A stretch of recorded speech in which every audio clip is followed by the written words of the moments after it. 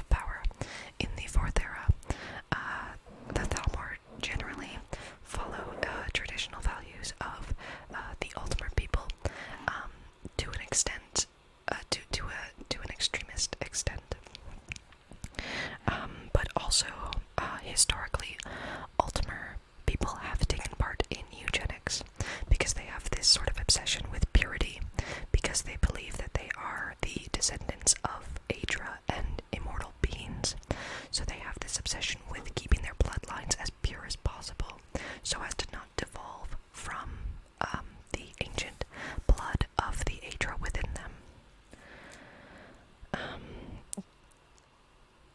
Yeah, so now we're going to talk about, like, the origin story of the Ultimer, where they came from before they lived in the Somerset Isles, who they believe their ancestors are, and then we'll talk about their religion and pantheon, and all that stuff. So yeah, basically, most Ultimer people believe that they are descendants of Aedra, or lesser Aedra than the Nine Divines. I believe they're called the Et Ada. We discussed in my Aedra video that Lorcan, who is kind of this trickster god, the Ultimer despise Lorcan. They believe that Lorcan tricked the Aedra into creating Mundus and then trapped them within that realm. But specifically, those of a lesser power who were trapped within Mundus, they believe that those ones who were trapped within Mundus had their immortality taken away and were forced to have children to continue their traditions and way of life. So the Ultimer believe that they are descended from those who were trapped within Mundus after being deceived by Lorcan. The reason they dislike Lorcan is they believe that he took their immortality away, and he's the reason that they have to live the way that they do. So yeah, they believe that they are descended from immortal beings. They believe that these immortal beings used to live on the ancient lost continent called Aldemiris. Aldemiris is where we get the name Aldmer. Aldmer, A-L-D-M-E-R, are the ancient population of elves that most elfin groups, including the Dunmer, the Dwemer, the Snow Elves, the Bosmer, almost all of the Mer, have ancestors in the Aldmer of Aldemiris. It's gonna get confusing and complex, this video, okay? So yeah. They believe they are descendants of the Aldmer who lived on Aldemiris. Now the continent of Aldemiris is lost. Nobody knows really what happened to it. Either it was destroyed by Lorcan, or natural disasters, or there was a war, or something catastrophic happened on Aldemiris that forced the Aldmer to leave and migrate to the Somerset Isles of Tamriel. So they can't go back to Aldemiris, and nobody knows what happened to it that caused such a large migration of Aldmer to come to the Somerset Isles in southwestern Tamriel. Boom. There's a lot to go over. But once they got to the Somerset Isles, they kept with the Aldmer tradition of worshipping their ancestors. Eventually, this ancestor worship turned into worship of only the Aedra. Aedra, the word itself, means of our ancestors. So, they stopped worshipping like their mothers, fathers, great-grandfathers and such, and focused specifically on the Aedra of their pantheon, which I'll talk about later. So yeah, in the Merethic era is this era that we don't know how long it was, but a lot of things took place in that time, but we don't have a set year for it, but it was before the first era. So during the Merethic era, when the Aldmer first got to the Somerset Isles, they established their society there, their monarchical society, and then eventually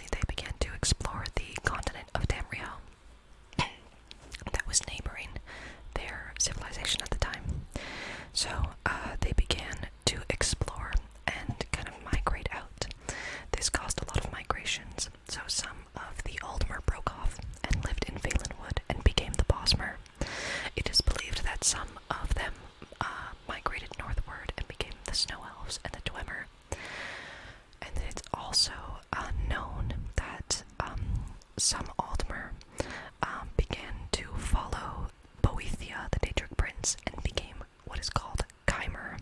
I will discuss that later on. So yeah, basically they had all these groups that spread out all over the Tamriel continent, and just established different elven societies with different cultures all over the continent, but they all stem from the Somerset Isles and the Aldmer people. Okay, good, we got that done. So the Aldmer had 3 Aldmeri dominions throughout history. The first one was formed in the Second Era during the Alliance War. Some of these things I'm not going to give an explanation for. I'm sorry. The second one was formed, the second Aldmeri dominion was formed in the time of Tiber Septim, so around like late Second Era, early Third Era. And they formed an alliance with the Bosmer of Valenwood and the Khajiit of Elsewhere, and they just kind of had this alliance where they protected one another, they traded with one another, and took care of one another until Tiber Septim's empire, the Third Empire, came in and conquered the entire continent. This was a huge blow to the Aldmer people, who are now considered Altmer, because generally it was believed in Aldmer society that they were the superior race. I mean, they were the tallest people, they have golden skin, they are literally descended from gods. Men are not descended from gods, men worship Lorcan. So it was a huge blow to a lot of the Aldmer population, and some of them began to believe that maybe they weren't the superior race. Why do they have a say over all of this stuff? If man can conquer us, perhaps we're not the best. So this caused a lot of civil unrest within the Aldmer society as time progressed. So there were a lot of different factions formed. Factions that believed that the Aldmer weren't superior. Factions that believed, of course, the Aldmer are superior. There's no other way. We're descended from gods. And those who were kind of like, I don't want any interest in it. So yeah, Tiber Septim conquering them was a huge blow to their personality and cultural beliefs at the time. So during the Oblivion Crisis, which is called the Great Anguish by the Aldmer people, this is when the Thalmor gained a lot of power in Somerset because the monarchy was down on its luck because there were Daedra everywhere. So the Thalmor gained this power throughout the Somerset Isles and started to impose their traditional laws on the rest of the Somerset Isle. The traditional ideas that Altmer are superior. Altmer are descended from gods. We must be superior. We have to overcome men. We cannot worship this random guy named Talos.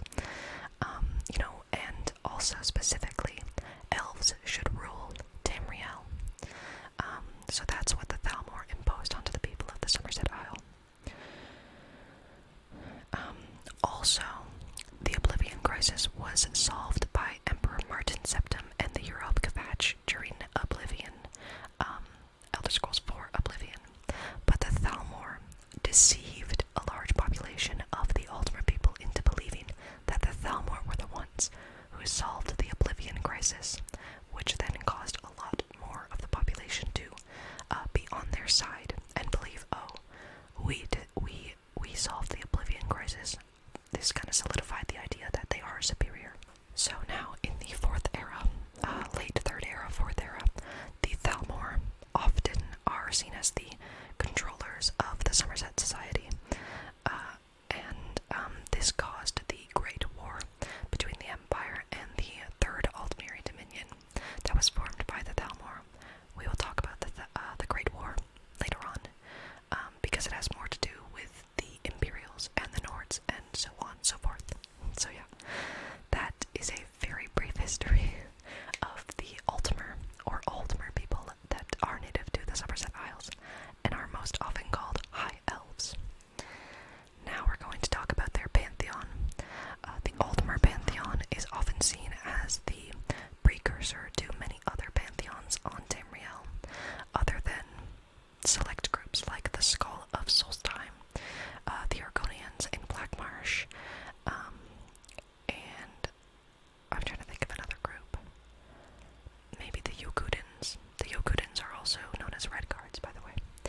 So yeah, we're gonna go over their pantheon. So first, their chief god is named Oriel. Oriel is often viewed as the elven version of Akatosh, the dragon god. So he is the god of time and the king of gods. If you want to know more about Oriel and the 9 divines, or 8 divines, you can go ahead and watch my Daedra video. I'll link it in the description. Or my Aedra video, because I go over all the gods and their meanings and differences between the cultures of Tamriel. So, their first god is Ariel. The second god they worship is Magnus. He is the god of magic. Of course they worship him. They have a talent and affinity for magic that other races do not have, so Magnus is pretty high up there. Trinimac. Trinimac I'll discuss later on when I talk about the orcs. He was a warrior god who was worshipped by the Aldmer, not the Altmer, until he was transformed by Boethia into Malakath. They also worship Ifri, who is the god of the forest, and he is believed to have brought order to Nirn. So he's a nature god, basically, heavily worshipped by the Bosmer. Xerxes, often seen as the elven version of Arche, so the god of the cycle of life and death, but also to the Altmer he is known as the god of ancestry and secret knowledge. They also worship Mara, of course, who is the goddess of love, and she is considered to be Ariel's wife in their pantheon. Now we're going to talk about a few gods that only the Altmer worship. So the first one is, oh sorry, I forgot to mention Stendar, who they view as the god of mercy and the apologist of men. So now we're going to talk about the ones that only the elves worship. First, there is Sirabane. He is the warlock's god, and he's the god ancestor of magic cults. So if you're part of, for instance, in the Somerset Isles, they have a faction called the Battle Mages. These are people who excel in magic, similar to the College of Winterhold, but a bit more intense. So, you know, they specifically would worship Sirabane. If you're a scholar of magic, if you're constantly practicing magic, then you're going to worship Sirabane. There is Finaster. Finaster is considered to be an Aldmer man, or Aldmer elf, who ascended to godhood and taught the Aldmer how to live longer, because the Aldmer live somewhere from 100 to 300 years, so not immortal, but they live much longer than men. So Sirabane and Finaster are specifically worshipped only by them, and some other elven peoples. But originally, all they worshipped was their specific ancestors, their mothers, their fathers, their grandmothers and grandfathers, so on and so forth. But eventually, they formed this pantheon of what they considered to be the most important deities. Except for the Sijic monks. I'm sorry I didn't talk about them very much, but there's a lot to go over. Maybe I'll make a specific video about the Sijics. So the Sijic monks are a faction of the Altmer, so they're very focused on magic and sorcery, to a very extreme extent. They're not aggressive in any way, but they are said to be the keepers of the old ways of Aldemiris. It is unknown how long the Sijic monks actually live for. It's entirely possible that they have discovered a way to live forever. Very little is known about them, but they did move away from the Somerset Isles to an island called Artaeum by the time of the 4th era. Artaeum is apparently in a pocket reality and is no longer part of Tamriel or Nirn. Nirn is the world. So the Sijic monks have a lot of information that I have to save for a different video.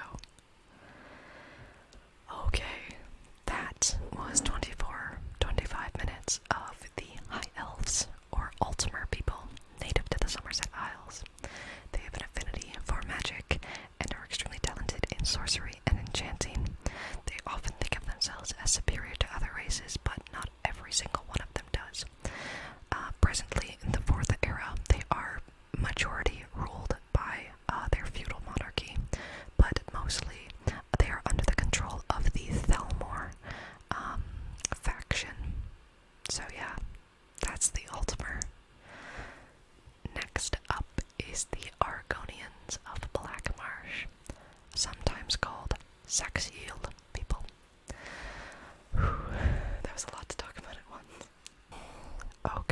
So now we're going to discuss the Argonians, or Sax-Heel people, who are native to the southeastern region of Black Marsh. Southeastern region of Tamriel that is called Black Marsh, sometimes called Argonia, because that is where the Argonians are native to. It's called Black Marsh because it mainly consists of jungles and swamps and boggy areas where there are a lot of wild animals and bugs and diseases. So the Argonians are really the only race that is suited for the region that they inhabit, as they are able to breathe underwater. They're resistant to poison and disease. They are great swimmers, so they are very adept when they are in their native region of Black Marsh, or Argonia. They are a reptilian humanoid people. They are very different when it comes, they're very different culturally, religiously, and just in general to the other races of Tamriel, especially men and Mer. Men and Mer, although they differ, do actually have quite a lot in common. They just don't like to admit it. But the Argonians are different, partially because of their religious beliefs. Most of Tamriel worships a very similar pantheon, even though most of the pantheons have different names. But the Argonians do not worship any of the 8 or 9 divines. They only worship the sacred hist trees, or the hist, which are these huge swamp-type trees, like mangrove trees, that are native to Black Marsh, just like the Argonians are. It is said in ancient stories that the hist trees gave the Argonians, through magical or spiritual means, the ability to be who they are and have this higher intellect, and establish a higher civilization. So they are extremely highly revered in Argonian culture and religion. Unfortunately, throughout a lot of Argonian history, they have been taken advantage of and actually used as slaves by the Dunmer people, who are their northern neighbors. Black reaches just below Morrowind, south of Morrowind. So they have actually been taken as slaves very often by the Dunmer or Dark Elf people, and other races of Tamriel have also done this, or treated them as second-class citizens. The Altmer and other races look down on them and disrespect them because they see them as nothing more than beasts or beast folk who are incapable of participating in higher society, and they just are often not given the respect or just, basic decency that they deserve as a highly intelligent race of Tamriel. They have also been in Tamriel longer than any men or Mer, who all have immigrated to Tamriel from other continents.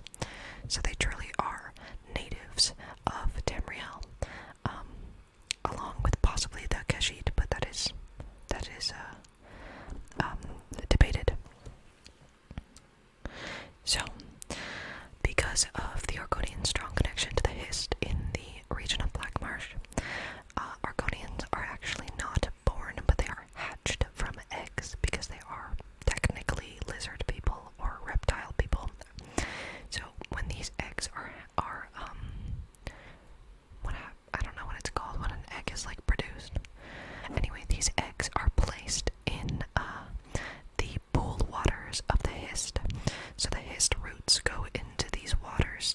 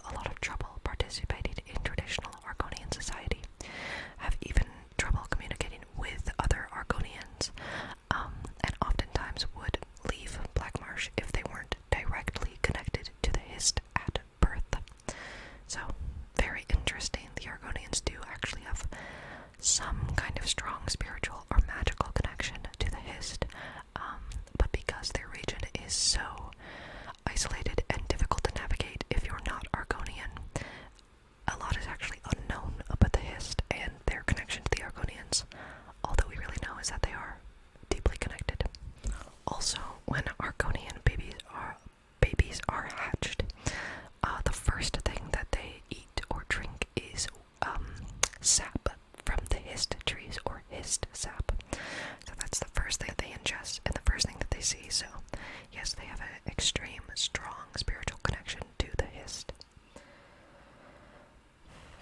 Many Argonians actually believe that they were given life by the Hist in the Dawn Era. The Dawn Era comes before the Merethic Era. The Dawn Era is often regarded as the time when many of the gods were alive. So the Dawn Era is seen as like when Lorkhan tricked the gods. That's what that era is.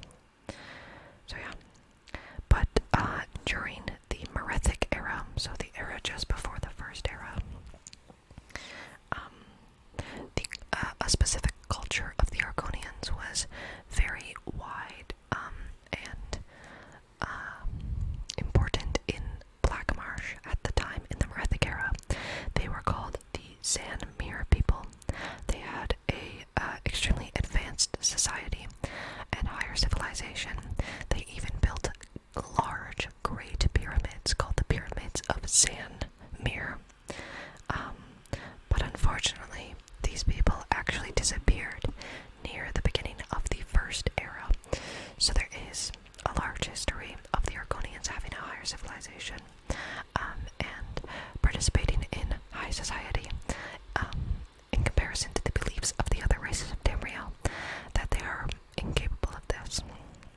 Unfortunately, by the time of the First Era, the Zanmir people, Zanmir Argonians, kind of faded out of existence, and all that's left is the remnants of their pyramids. So, yeah, that's unfortunate. For most of the First Era, the Argonians were isolated to their region of Black Marsh, like I said, because it is such a marshy area full of water and bogs and dangerous animals and bugs and diseases. It is best suited to the Argonians. It's very, very difficult for other races to traverse the terrain of Black Marsh, so that's part of the reason they were so isolated. But they also didn't really go out into the world either, so although they were actually taken as an imperial province in the First Era in 2811 during the Battle of Argonia. After this, this is when they began to be severely exploited by the Dark Elves of Morrowind, who had often come into the northern parts of Black Marsh, and raid little villages and areas where the Argonians were living and just take people to be used as slaves. Also, a big thing was that Black Marsh was seen as such an inhabitable place. This is where much of the Empire sent its criminals. So criminals who were too dangerous to have in dungeons were sent to Black Marsh as punishment. So for much of for the last part of the First Era and the beginning of the Second Era, the Argonians were severely exploited and treated as second-class citizens with no respect at all from the Empire or their surrounding races. But in the Second Era, in the year 560 of the Second Era, something called the Connaughton flu, I hope I'm saying that right, a plague basically took over all of Black Marsh and killed all non-reptilian people, including a specific culture called the Kothringi men, who I'll probably discuss in another video. So for 40 years, there was this intense flu that took over all of Black Marsh, but it did not affect the Argonians specifically. It only affected those who had invaded Argonia. Most Argonians were actually freed from their oppressors at this time, so that was good. But unfortunately, they were often still taken as slaves after the plague had died down. After 40 years, they were still taken as slaves by the Dunmer House dress. So that's terrible. And then eventually, in the late Second Era, obviously Tiber Septim came in, conquered all of Tamriel. He will be a reoccurring character. So actually, something that I find fascinating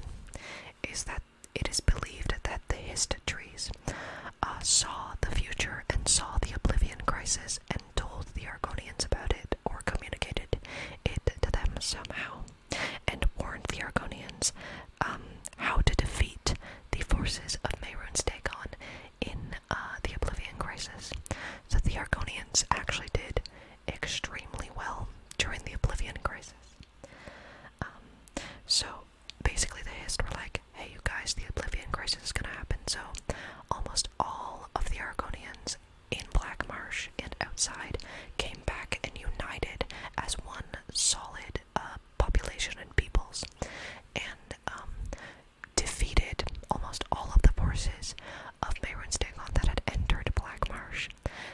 They actually defeated them to such an extent that they began to then invade the realms of Oblivion.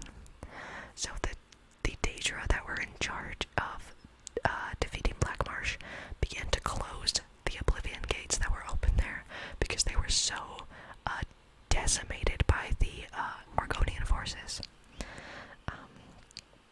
So they actually did very well during the Oblivion crisis in comparison to basically every other race of Tamriel.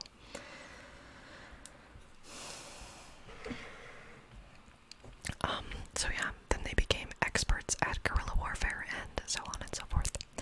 And then eventually, in the Fourth Era, Black Marsh as a province seceded from the Empire and became its own independent country.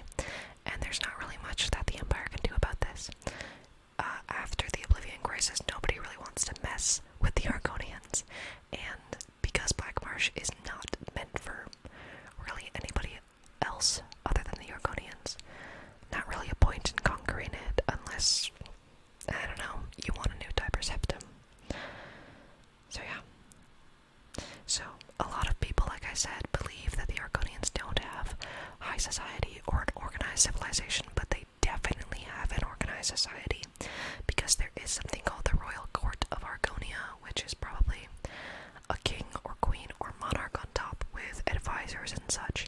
Also the Shadow Scales. The Shadow Scales are a group of Argonian assassins who work specifically for the monarch or king at the time, and defend him. They get secret information for him. They kill off people quietly, similar to the Dark Brotherhood, but specifically for the Royal Court of Argonia. But unfortunately, like I said, very little is known of Argonia and its politics, internal politics. So, yeah. So, yeah, there used to be a lot of Argonians before their population was ravaged by slavery and the Empire. So now their population is much smaller than what it used to be, unfortunately. Also, something that I find fascinating is that the Argonians dislike the Khajiit people, because the Khajiit blame them for a flu, a plague that they had to deal with, which destroyed lots of their population. But because elsewhere in Argonia are bordering each other, there's a lot of tension between them, and they've had a lot of conflicts in the past, but they don't currently have any in the Fourth Era. Something also interesting about the Argonians is their language. It's called Gel or Gel. I don't know how to pronounce it. It is completely different from every other Tamrielic language. Like I said about the Altmer, most languages are based on the, specifically Tamrielic is based on Altmer speech and writing, but not Gel. Gel is completely Argonian. So yeah, they're quite interesting. And like I said,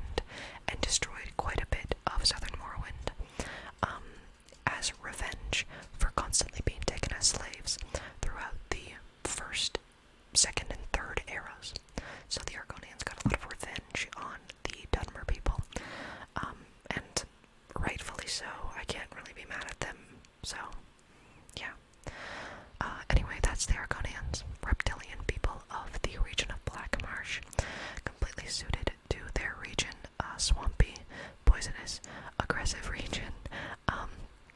Very isolated, and a lot is actually unknown about them compared to the other cultures of Tamriel. But generally, pretty cool people for sure. They only worship the Hist in comparison to the rest of Tamriel, which often worships similar pantheons and gods. So yeah, next is the Bosmer or Wood Elves of Valenwood. Just want to say, sorry if I look a little flushed in these videos. It's just because my room is very small and really hot because it's like 30 degrees Celsius outside right now. Anyway, next we're going to be discussing the Bosmer or Wood Elf people of Valenwood. Yeah, so they are technically a branch of Aldmer people that left the Aldmer Society on the Somerset Isles and migrated east to the forested region of Valenwood, specifically the western coastal region of Valenwood, where they live in the trees and have a deep, deep connection to the nature and forest area there.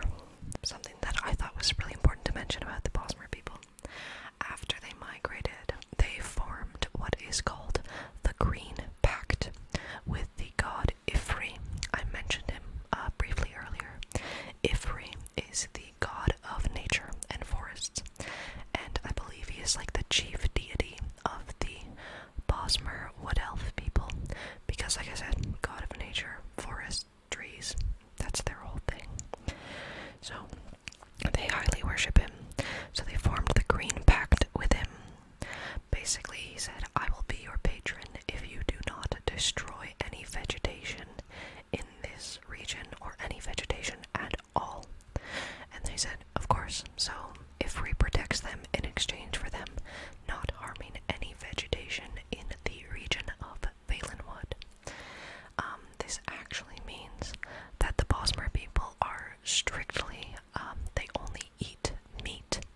So often when you find them in other games, in Skyrim for instance, in Whiterun, the man that, the wood elf that sells meat there, he sells meat because it's common for Bosmer to be hunters of animals and game, because that is the only thing that they can eat, because they're not allowed to eat or harm any vegetation because of the Green Pact. So they only consume meat. And this also means that they cannot use or harvest wood from trees. So many of their structures are actually formed out of stone, but they also often just live in trees. I couldn't find a lot of information on it, but I believe that their major city in Valenwood is actually many trees that roam or walk throughout the western region of Valenwood, and many Bosmer live there.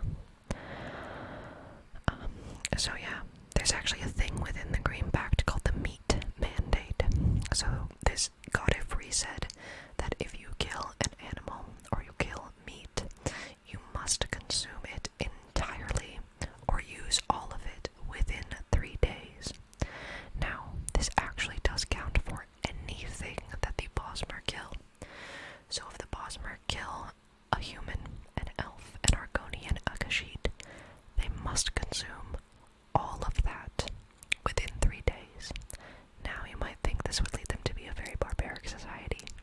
It actually led the Bosmer people to be extremely pacifistic, as they don't exactly want to consume other races, or even their brethren if they ended up killing one of them.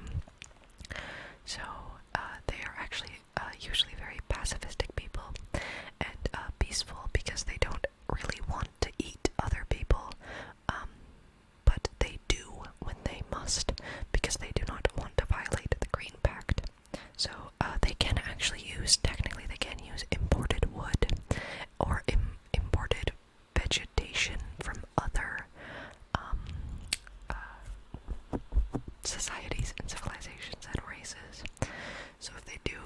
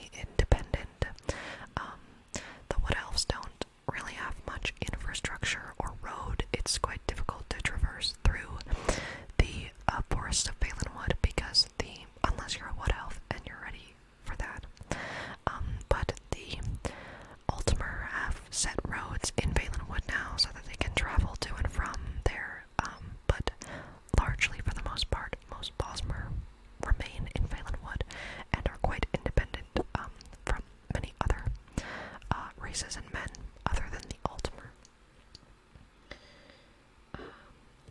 They worship the same gods as the Ultimate do, except for just a few who are different. So they worship Oriel, Mara, Yefri, who is, like I said, the god of the forest. He is very highly worshipped among the Bosmer people. They also worship Baandar, who is considered to be the patron god and a spirit of thieves and beggars, because the Ultimate are kind of good at like hiding in trees. They also make very good thieves, as they can be stealthy archers, which is very common if you play Skyrim. They also worship Arche, and I found a source that says they worship Hermaeus Mora, but I don't know how true that is. Along with that, they also worship a god named Zen, who is often considered to be Zenithar, the god of commerce and relations between people and like the formation of society. Zenithar is seen as that. They also worship the two moons of Tamriel, the two moons that orbit Tamriel, along with the Khajiit, who also worship them. So they call them Jod, who is the big moon, and Ione, who is the little moon. Please correct me if I'm saying any of these wrong, because I'm sure that I'm saying a few of them wrong. Unfortunately, that's all that I actually have about the Bosmer Wood Elf people, because I couldn't really find tons on them. But what you need to know is that they mainly worship the god Ifri, who is the god of the forest. They have a deep, deep connection with nature and trees and forests. They have a long, sturdy relationship with the Ultimate of the Somerset Isle. They're generally pacifistic people because they don't want to kill anyone, because if they kill people, then they have to consume them entirely within 3 days. They do not eat any plants, they do not harm any vegetation, and they only eat meat. So yeah, and they're the shortest race in Tamriel. So yeah, oh, and they are expert bowmen, often regarded as some of the best bowmen in Tamriel. So that's very cool. Next, we're going to talk about the Bretons of High Rock.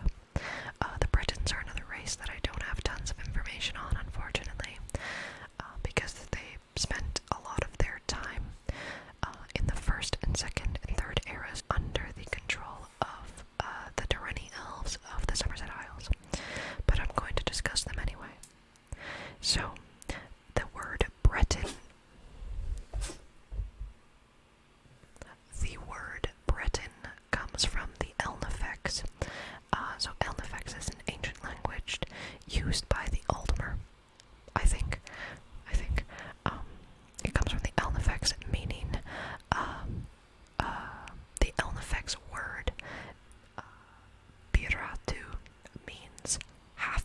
So that's Biratu eventually evolved into Breton. So Bretons are said to be the descendants of half-man, half-elf people, or half-man, half-mer people, specifically descendants of Needic people and Ultimate. The Needs were a people who lived in the northern parts of Tamriel, specifically the northwest of Tamriel, I believe.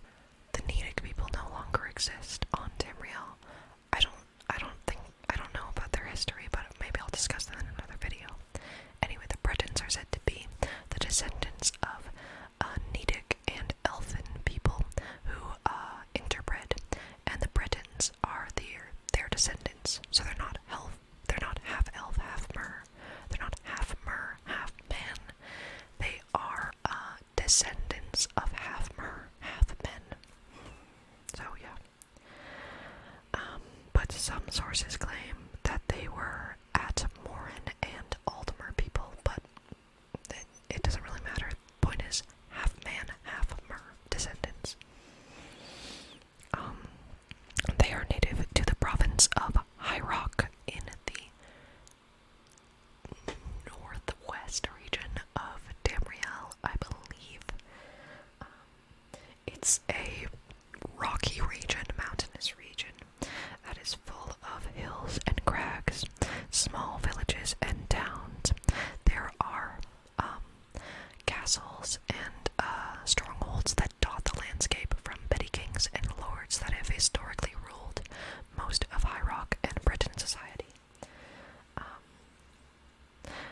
But due to the fact that they have elven or Altmeriad ancestors, the Bretons actually have a very strong affinity for magic, similar to their elven ancestors. They are also said to be highly intelligent, outgoing, and willful people. Some even say that magic is infused into their very being. So the Bretons are, good diplomats. They're very intelligent people. They have high society, civilization, and they have a strong affinity for magic. They were actually considered secondary citizens under their Durrani elven overlords. So the Durrani elves were the ones who interbred with the Nedic people, and they actually ruled over a lot of High Rock for a while and treated the Bretons as secondary citizens, so they didn't really have a lot of say until the Durrani elves went away and the Bretons got full rule and autonomy over the region of High Rock.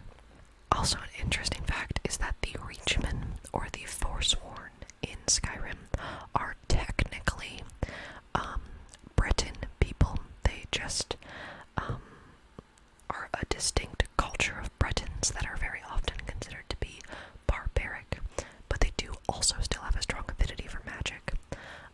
But they do live in the western part of Skyrim, which borders on High Rock, so technically the Reachmen or Forsworn are Breton people, just a specific sect of Breton people. Bretons are often all over the continent considered to be very good court wizards and scholars, historians, sometimes merchants. They often work in upper class society, as they are very intelligent and have a strong affinity for magic. They worship, actually they have an interesting pantheon because it's a mix of Manish and Myr pantheons. So they worship Akatosh, but they also worship Magnus, the god of magic.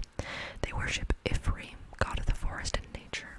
They also worship Tabella, Arche, Zenithar, Mara, Stendar, Kinnereth, Julianos, and Finaster, who is specifically worshipped by the Altmer as an Altmer who descended or ascended to godhood. So they worship him as well, because he is also revered in magical studies. They also worship a god named Shior. So Shior is considered in the Breton pantheon to be considered the god of all strife. He is often considered by scholars to be a demonized version of the Nordic god Shor. So Shor in the Nordic pantheon is Lorcan in the Elven pantheon. So the Bretons kind of have this interesting elven and Manish ancestry that leads them to have half and half society and religion and cultural beliefs, but they mainly focus on being scholarly and intelligent, although they do often have a strong affinity for magic.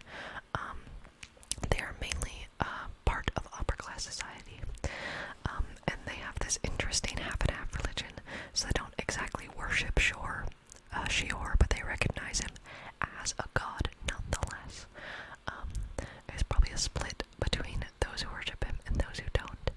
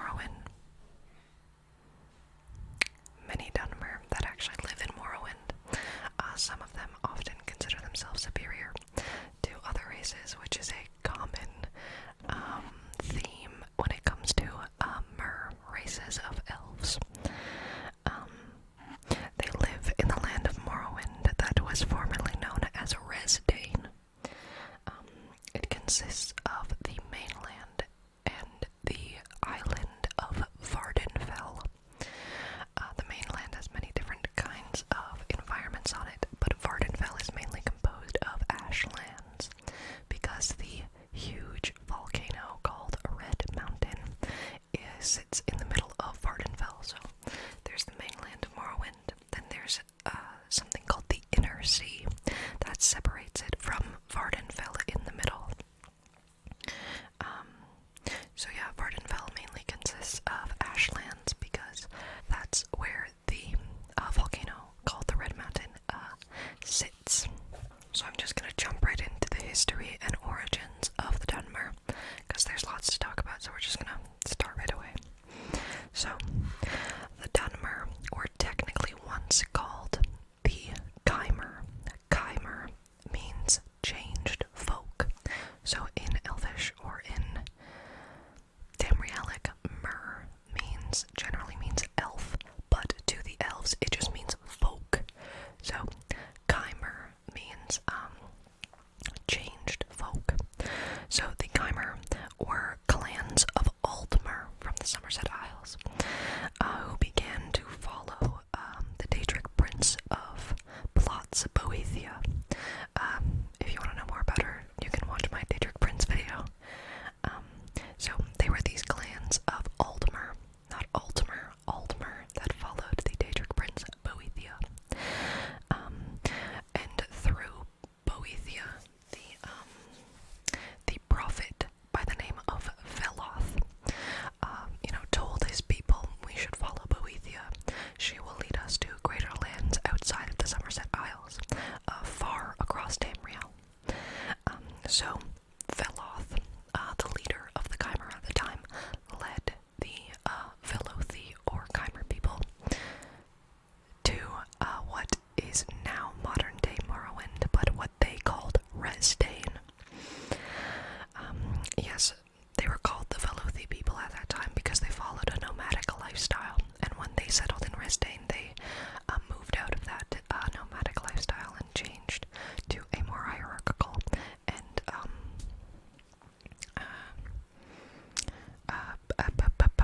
aggressive society, I guess. So when they first settled in Resdane, they followed what is now called High Velothi culture. This just means that they followed the three good Daedra. The three good Daedra are Boethia, Azura, and Mephala. Again, if you want to know about them, Daedric Prince video. So they had a lot of respect also for the four bad Daedra. They didn't worship them, but they were like, these are the Daedra who challenge us. When the Chimer first settled in what was called Resdane, what is now modern-day Morrowind, they followed what is called High Velothi culture. This just meant that they followed the three good Daedra, what they considered to be good Daedra, which is Boethia, who led them there, Azura, and Mephala. If you want to know more about that, I'll talk about it's in my Daedric Prince video, which is linked in the description. They also had a high amount of respect for what they called the House of Troubles, or the four bad Daedra, consisting of Molagbal, Mehrunes Dagon, Malakath, and Sheogorath. They didn't worship them, but they saw these four Daedra as challengers to their way of life, something that they had to overcome to live a fulfilling lifestyle. Something that also separates the Dunmer or Dark Elves from their other elven kin is that they believe that the mortality is not a prison. So the Altmer despise Lorkhan and the Daedra because they believe that they're supposed to be immortal. The Dunmer see the immortality as a challenge. They highly worship their ancestors along with the three good Daedra, and they consider mortality to be a chance to prove themselves. Since Boethia is such a patron of strength and overcoming your challenges and ambition, this is what the Dunmer and Chimer people strive most for. So, once they arrived in Resdane, they actually already found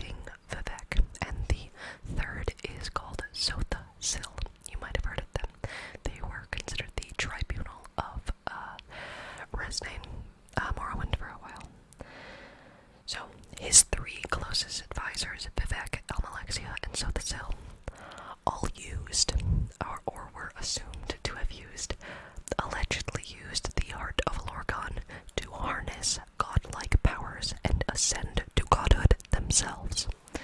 Now, Azura, one of the three good Daedra, took offense to this.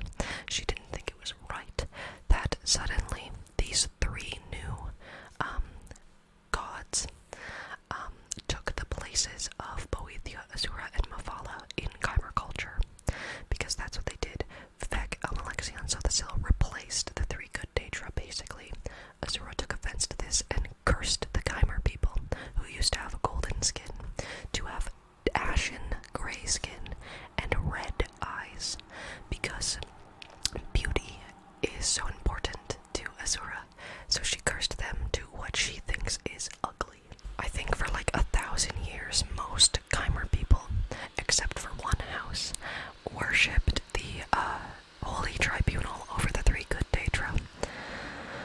So yeah, we're gonna skip most of that though, because there's a lot to unpack about the tribunal, and I'd like to discuss them in a different video. We're gonna skip to what is called the Red Year. So the Red Year is when Bar Tau, which is a meteor that was hauled at Nirn. It was actually stopped in place by Vivek, the God King I talked about, and he stopped it in place before it hit Vardenfell. It was aimed at the Red Mountain, so he stopped this meteor, and it stayed there through Vivek's power for thousands of years. And later, after Vivek went missing, there was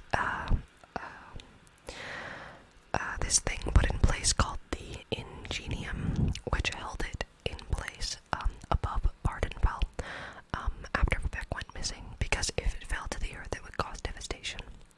So, at one point, the Ingenium was actually damaged, which caused Bardau to hurl towards Vardenfell, causing a huge earthquake, and this earthquake caused Red Mountain to erupt, which ended up destroying much of Morrowind in the Fourth Era, in the 5th year of the Fourth Era.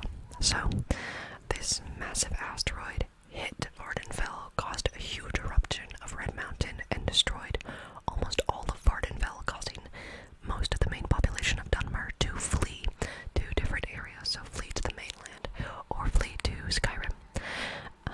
So yeah. But also, many of these Dunmer actually migrated to the island of Solstheim, which was owned by Skyrim at the time. But after the King of Skyrim realized the devastation, he actually gifted the island of Solstheim to Morrowind. So now many dark elves live on Solstheim. But others actually migrated to the city of Windhelm, which is closest to Morrowind. The city of Windhelm is like the most eastern city of Skyrim, and so many dark elves fled to Windhelm. But also other Dunmer that were faithful to Azura actually had a vision of the Red Mountain erupting. So there was a mass exodus of Dunmer that were faithful to Azura.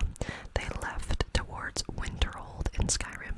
Here they built a massive statue to Azura, and basically stayed there for a few months and waited for the Red Mountain to calm down.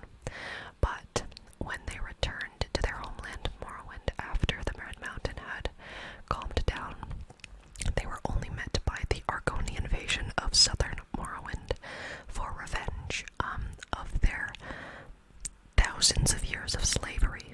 So, yeah, the Dunmer kind of went downhill.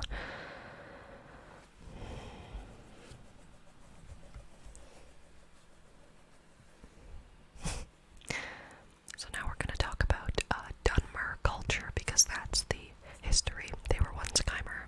They betrayed the three good Daedra. They were turned into Dunmer, and now their land is ashen and gray, or destroyed by the Argonians. misfortunate.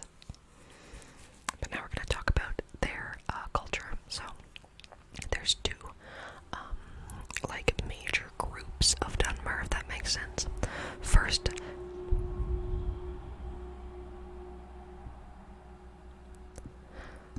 so there are two major groups of Dunmer. First, there are the Ashlanders. Before the Red Mountain erupted, the Ashlanders mostly inhabited Vardenfell. It was still an ashen land, but it could support life, so the Ashlanders mainly lived on the island of Vardenfell. The other major group in Morrowind consists of 7 great houses, which are derived from ancient Velothi tribes when they first arrived in Resdayn or Morrowind. I'm not gonna really talk about the houses in depth, I'll save that for the Dunmer video, but I'll go over them briefly. So the first is House Dagoth, which was actually destroyed after the Battle of Red Mountain with the Dwemer. There is House Dress, which are commonly known as those who enslaved most Argonians. But something about House Dress is that they actually continued to worship the Daedra, while most of the other Dunmer were worshipping the Tribunal. So that's interesting. Next, there is House Lalu. I think I'm saying that right. House Indoril. House Redorin, which House Redorin gained lots of power in the 4th era. They have control over Solstheim and majority of Morrowind, I believe. There's also House Sadras, which actually replaced House Lalu after the Red Year for some reason. Then there is House Delvani. House Delvani is often regarded as wizards. They usually live in massive fungi that they create through their magic. They usually keep to themselves. Now the Ashlanders, they often live in camps of mobile huts and live a nomadic lifestyle similar to that of the ancient Velothi. They actually claim this right to raid settlements and plunder for slaves. Most of them are led by an Ashkan, which is a war chief, and a wise woman who is wise in all things sorcery and wizard-like. They worship their ancestors and despise the Tribunal. They also worship the 3 good Daedra. They're often actually now more commonly seen as guardians of the true way after the Tribunal fell. So they were often seen as these kind of like weirdos in comparison to the great houses until the Tribunal fell, and now they are kind of regarded as these guardians of the old ways. Yeah. They also form a cult around the Nerevarine, which I believe is the main protagonist in the Elder Scrolls 3 Morrowind. So they believe that the Nerevarine is the savior of all Dunmer people. Yeah. So that is an extremely brief history of the Dunmer people, their culture, their history, and their religion. But they are generally separated from the other elves because they do not worship the 8 divines. They specifically worship Mephala, Azura, and Boethia, along with some respect for the House of Troubles, Mehrunes Dagon, Malakabal, Sheogorath, and Malakath. Another interesting thing about there's a connection between Boethia and Malakath that we're going to discuss later when we talk about the orcs or Orsimmar. So yeah, the Dunmer are quite disconnected from their other elven kin, but they are nonetheless extremely interesting, in my opinion. But yeah, they are a people now who have ashen gray skin, red eyes. They excel in things like magic and politics and combat, of course.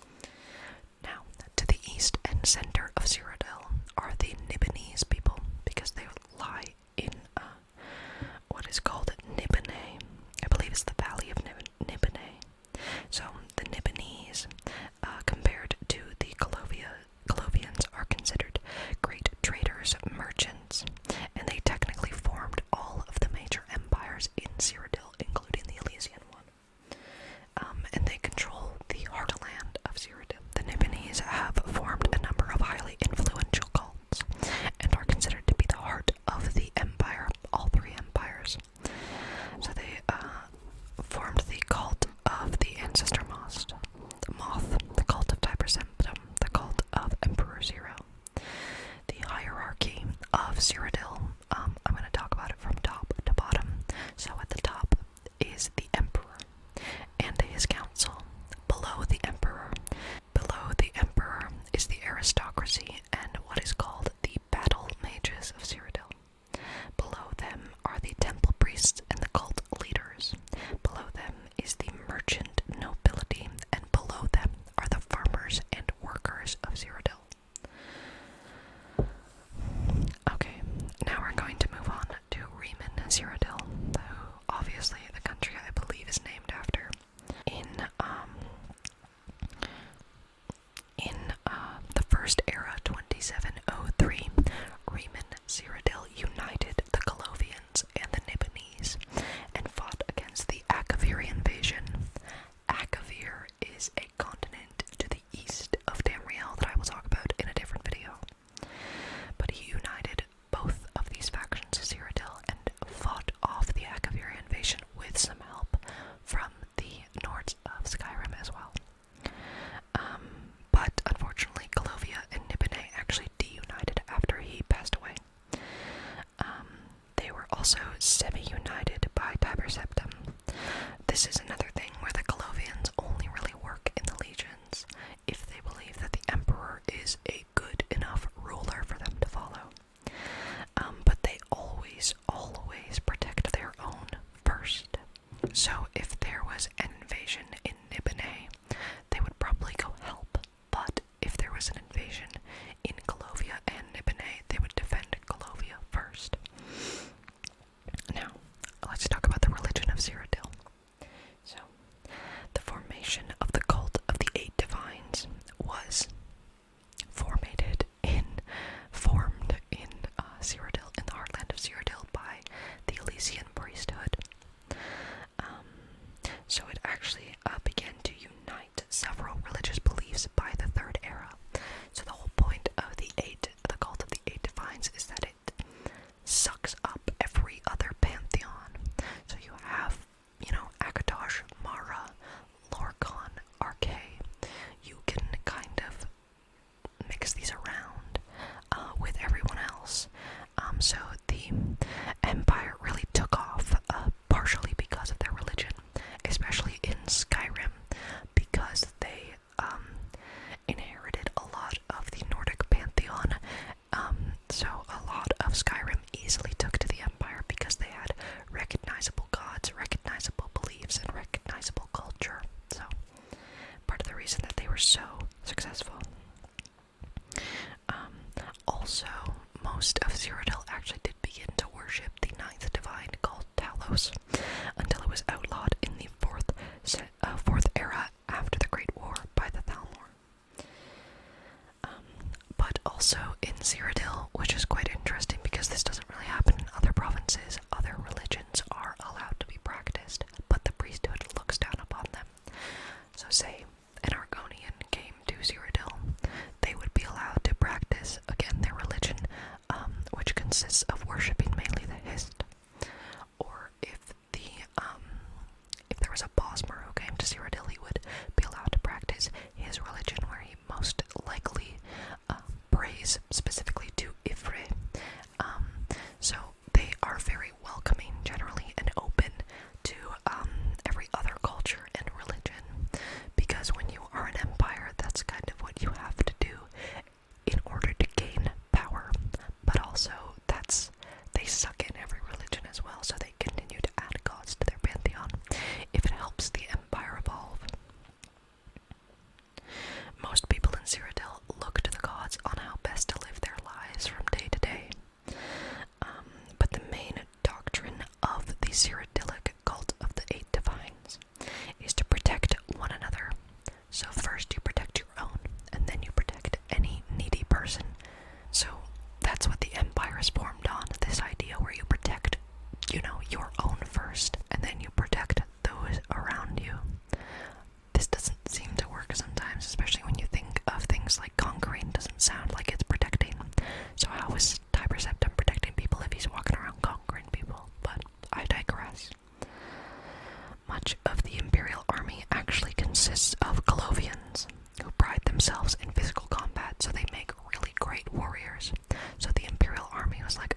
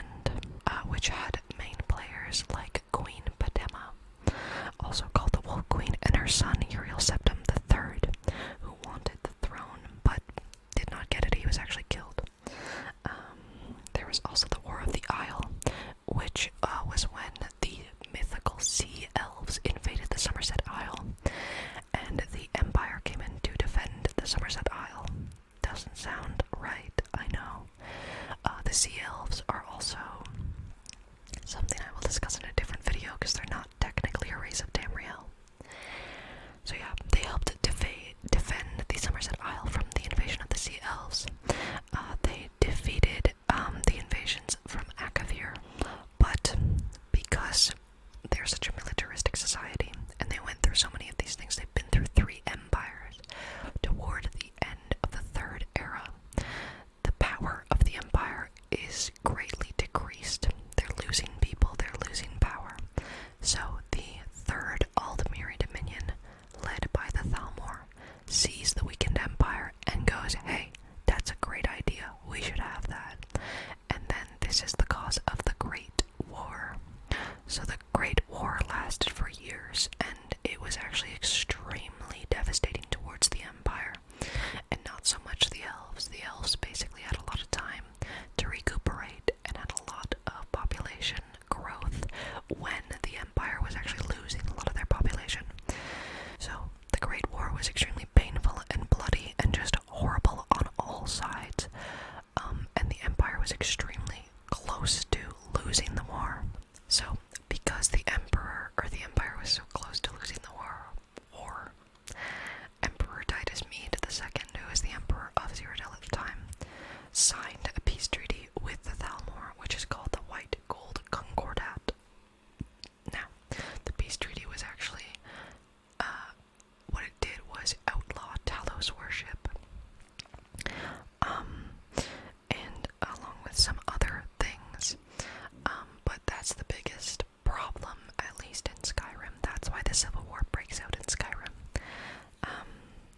And it also allowed the Thalmor to roam throughout the Empire and take out anyone who worshipped Talos.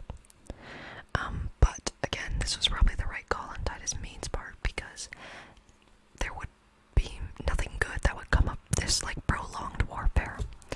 So it was actually probably pretty good that he signed the White Gold Concordat, or else there would have just been more death and devastation.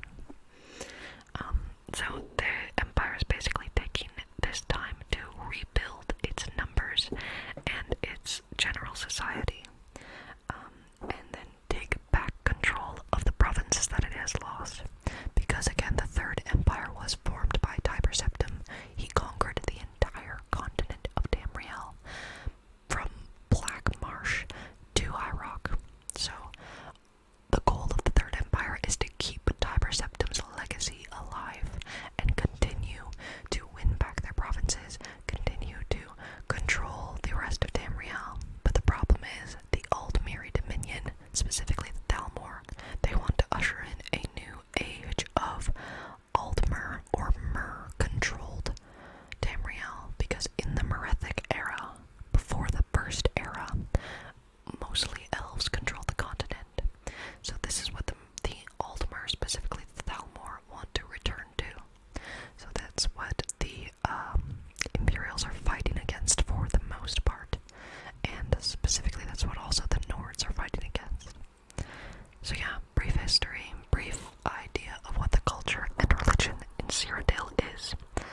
The Imperials are mostly seen as diplomats, politicians, and rulers, except for the Colovians, who are admired for their combat and warfare and militaristic style.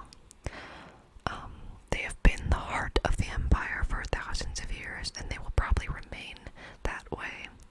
If the Third Empire falls, most likely they will simply form a fourth at some point in the future. It's just their way of life. So yeah, those are the Imperials, or Cyrodiilics, of the I believe it's landlocked province of Cyrodiil. Okay, now we're going to talk about the Khajiit of Elsewhere. It's the next day now, by the way, because I was filming really late at night yesterday, so let's talk about the Khajiit. So, the Khajiit are a cat-like humanoid people that are native to the southern central region of Elsewhere in southern Tamriel. They are sometimes considered beast folk, similar to the Argonians, that were native to Tamriel before the arrival of men and Mer. But the Khajiit actually have a different origin that they believe about their people, but I'll discuss that when I talk about their religion and pantheon. So, if you go outside of Elsewhere, you will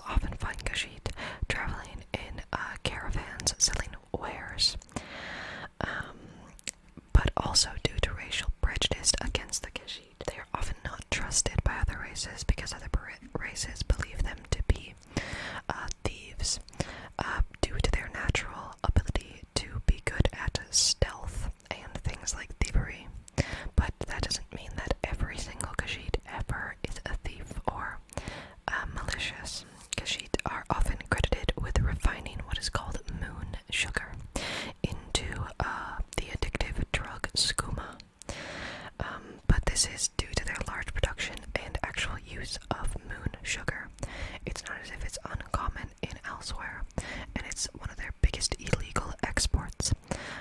So it doesn't make them a lot of money.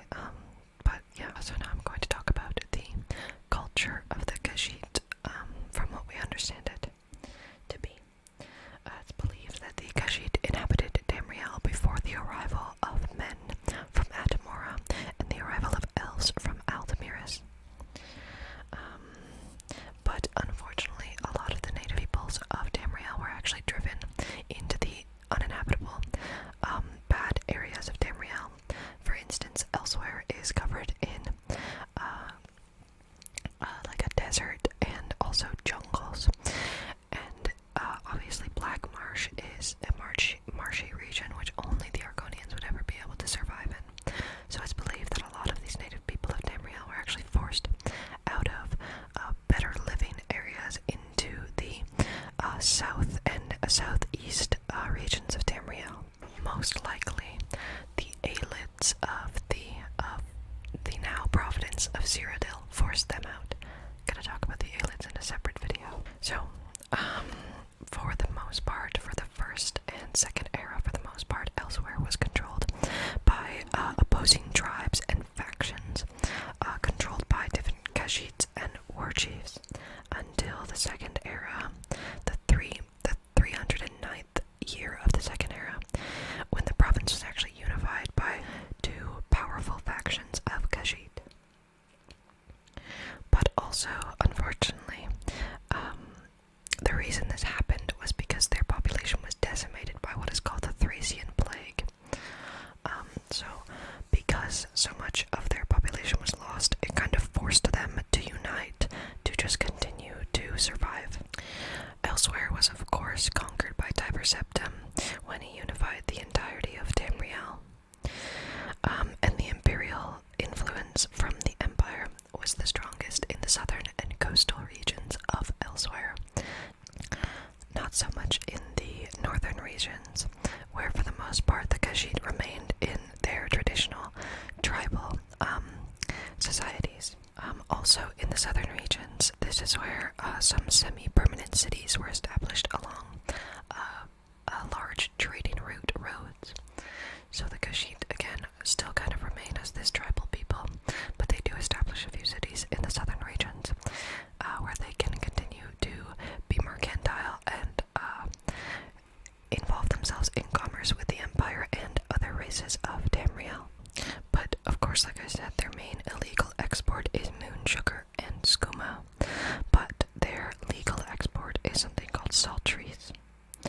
But unfortunately, much of the Khajiit population in the southern regions are considered to be sugar tooths, or moon sugar tooths, because a lot of their population is in fact, they are users of moon sugar. But what's interesting about the Khajiit is that only they specifically seem to have somewhat of a resistance to the properties of moon sugar and skooma in comparison to the other races, which often get severely addicted to them.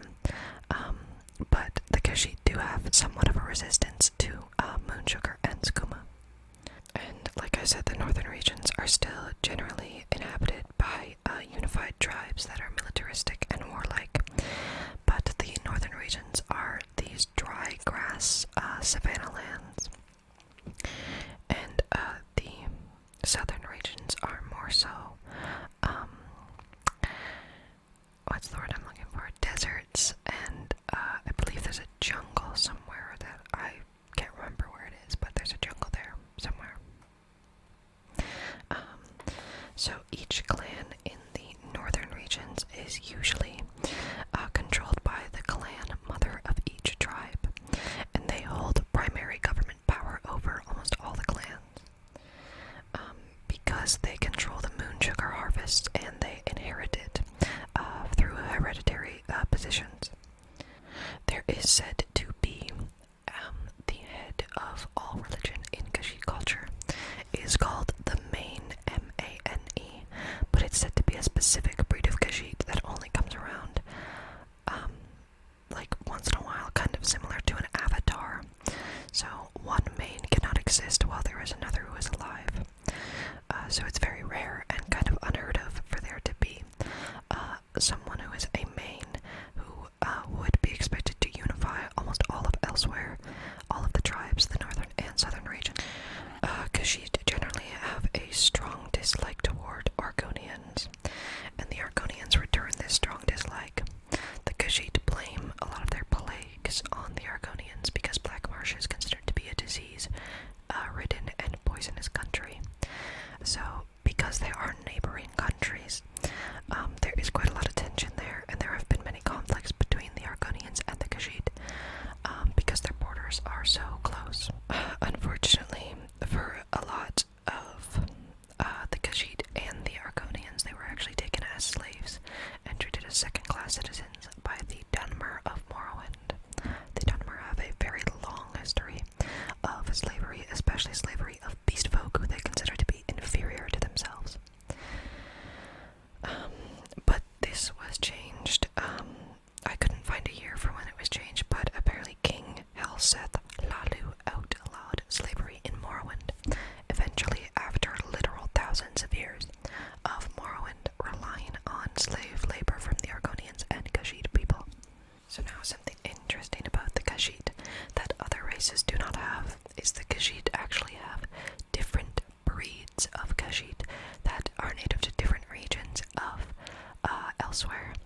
That the Khajiit breed actually depends on what cycle the moons are in. The Khajiit specifically worship the two moons above Tamriel. The two moons are often seen to be the body of Lorkhan in other pantheons. I don't know if that's what the Khajiit believe. We'll talk about it later. But yeah, there are different breeds of Khajiit depending on the what they call the lunar lattice. So different Khajiits can either resemble something even similar to a house cat, or they could be very large bipedals, and some of them even look very similar to men and elves. But it all depends on the phases of the moons. So depending on the phase of Masser, which is the largest moon, if Masser is in full, then the Khajiit born at that time will be large quadrupeds. If Masser is waxing, they will be large bipeds. If Masser is waning, they will be small quadrupeds. And if Masser is a new moon, they will be small bipeds. Then there's also Secunda, which is the smaller moon. This doesn't determine how big or small they are, or whether or not they're quadrupeds or not. It determines how bestial the Khajiit will be. So basically, if Secunda is waxing, they will be less bestial and aggressive, but if it is waning, they will be more bestial and aggressive. So that's interesting because the Khajiit are actually directly affected by the waning waxing of the moons. But this does not happen to any other race.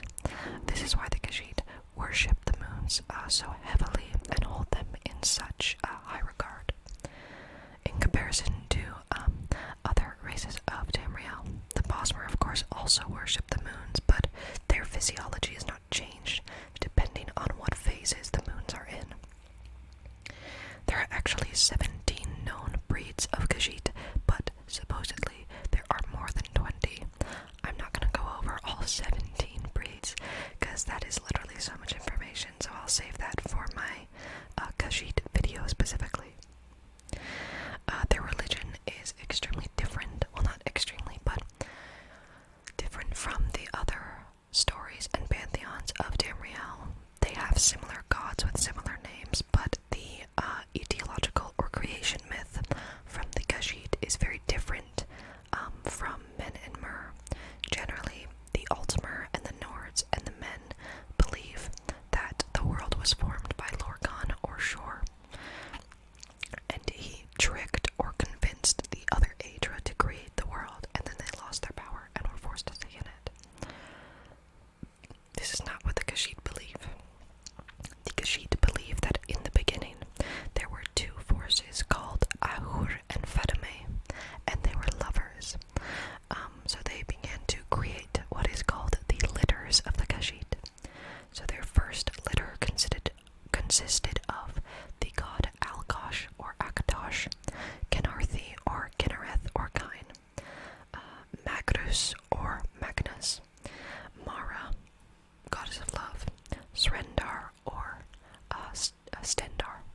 first litter: Alkosh, Kenareth, Magros, Mara, and Srendar. Then they had a second litter consisting of Mehrunes, or Mehrunes Dagon, Mephala, or Mephala, and Sangin, or Sangjin, who is sanguine. So their first litter is the main Daedra, or main Aedra, and their second litter is the Daedric princes, Sanguine, Mephala, and Mehrunes Dagon. Then Ahur did not want any more children, but Fatima was persuaded by her first litter to continue having children. This ended up with Fatima giving birth to her final litter of children, consisting of Azura, and Nerni, or the world Nern. So this is when Fatima actually fled to the void from Ahur's wrath. In the void, she gave birth to Lorkaj, or Lorkhan, or Shor. She also gifted her daughter, Nerni, the ability to create life for herself. So, Fatima has the ability to create her children, and she passed that on to Nerni. And so, when Nerni began to have children, she asked Lorkaj to create a realm for her children to abide in. And this is what he did. And then, that's the general story. He tricked the other gods into creating this world. The first litter, consisting of Alkosh, Kenareth, Surrendar, Mara, and Magros, they were all tricked and were forced to stay in the world and give up their power. But the second litter, consisting of the Daedric princes, they were not tricked and were able to escape from Lorkash's plan. Something interesting is that Azura, who was Nerni's sister, was actually given the ability to change one of Nerni's children, one of her races of children. So the Khajiit believe that in Elsewhere, it used to be like a forested province, and they believe that Azura found the people who lived in these trees and transformed them into what is now the Khajiit. They describe it that Azura transformed these forest people into the fastest, cleverest, and most beautiful creatures in all of Tamriel. Now, this actually made Nerni extremely angry, and she asked Ifr, who is Ifri, the god of the forest, to punish the Khajiit, and he turned all of their region into dry deserts and poisonous swamps rather than what used to be a beautiful forested region. But this was okay, because Azura actually taught the Khajiit the secrets of the lunar lattice and taught them how to change their forms depending on where they lived. So the Khajiit highly worship the moons because the moons control their physiology, and Azura because she is supposedly the one that gave them life and taught them how to be so successful in their region of Elsewhere. But unfortunately, this myth is actually questioned by a lot of scholars on Tamriel, because it doesn't exactly fit in with all the other major pantheons. But nonetheless, this is the religion and cultural beliefs of the Khajiit, so I'm just gonna leave it at that. The Khajiit are naturally stealthy. A lot of them prefer to fight with their claws rather than weapons. They are persuasive, and actually, generally, all the interactions I've had with the Khajiit in games have been generally pretty positive. But they are unfortunately racially prejudiced, or that's not a word. They face a lot of racial prejudice in Tamriel because they are believed to be thieves and drug addicts.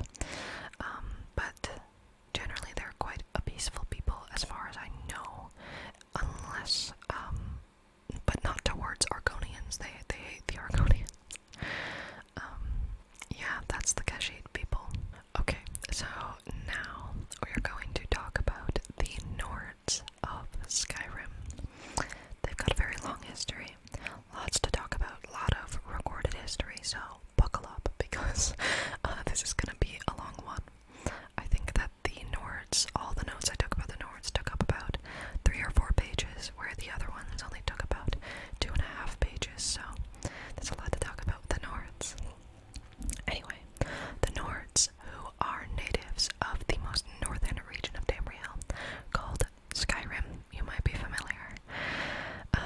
descendants of the ancient Admoran people, who I will discuss in a moment.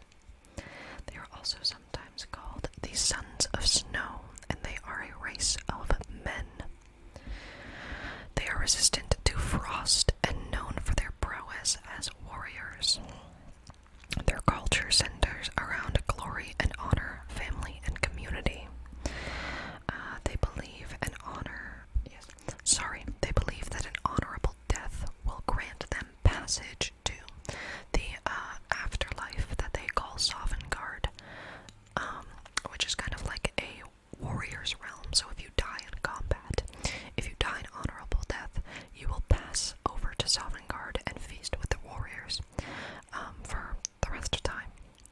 Many famous Nordic warriors go to Sovngarde. So, let's talk a little bit about Skyrim itself. Skyrim is the northernmost province of Tamriel. It was founded thousands of years ago. The ancestors of the Nords came from the northern continent of Atmora.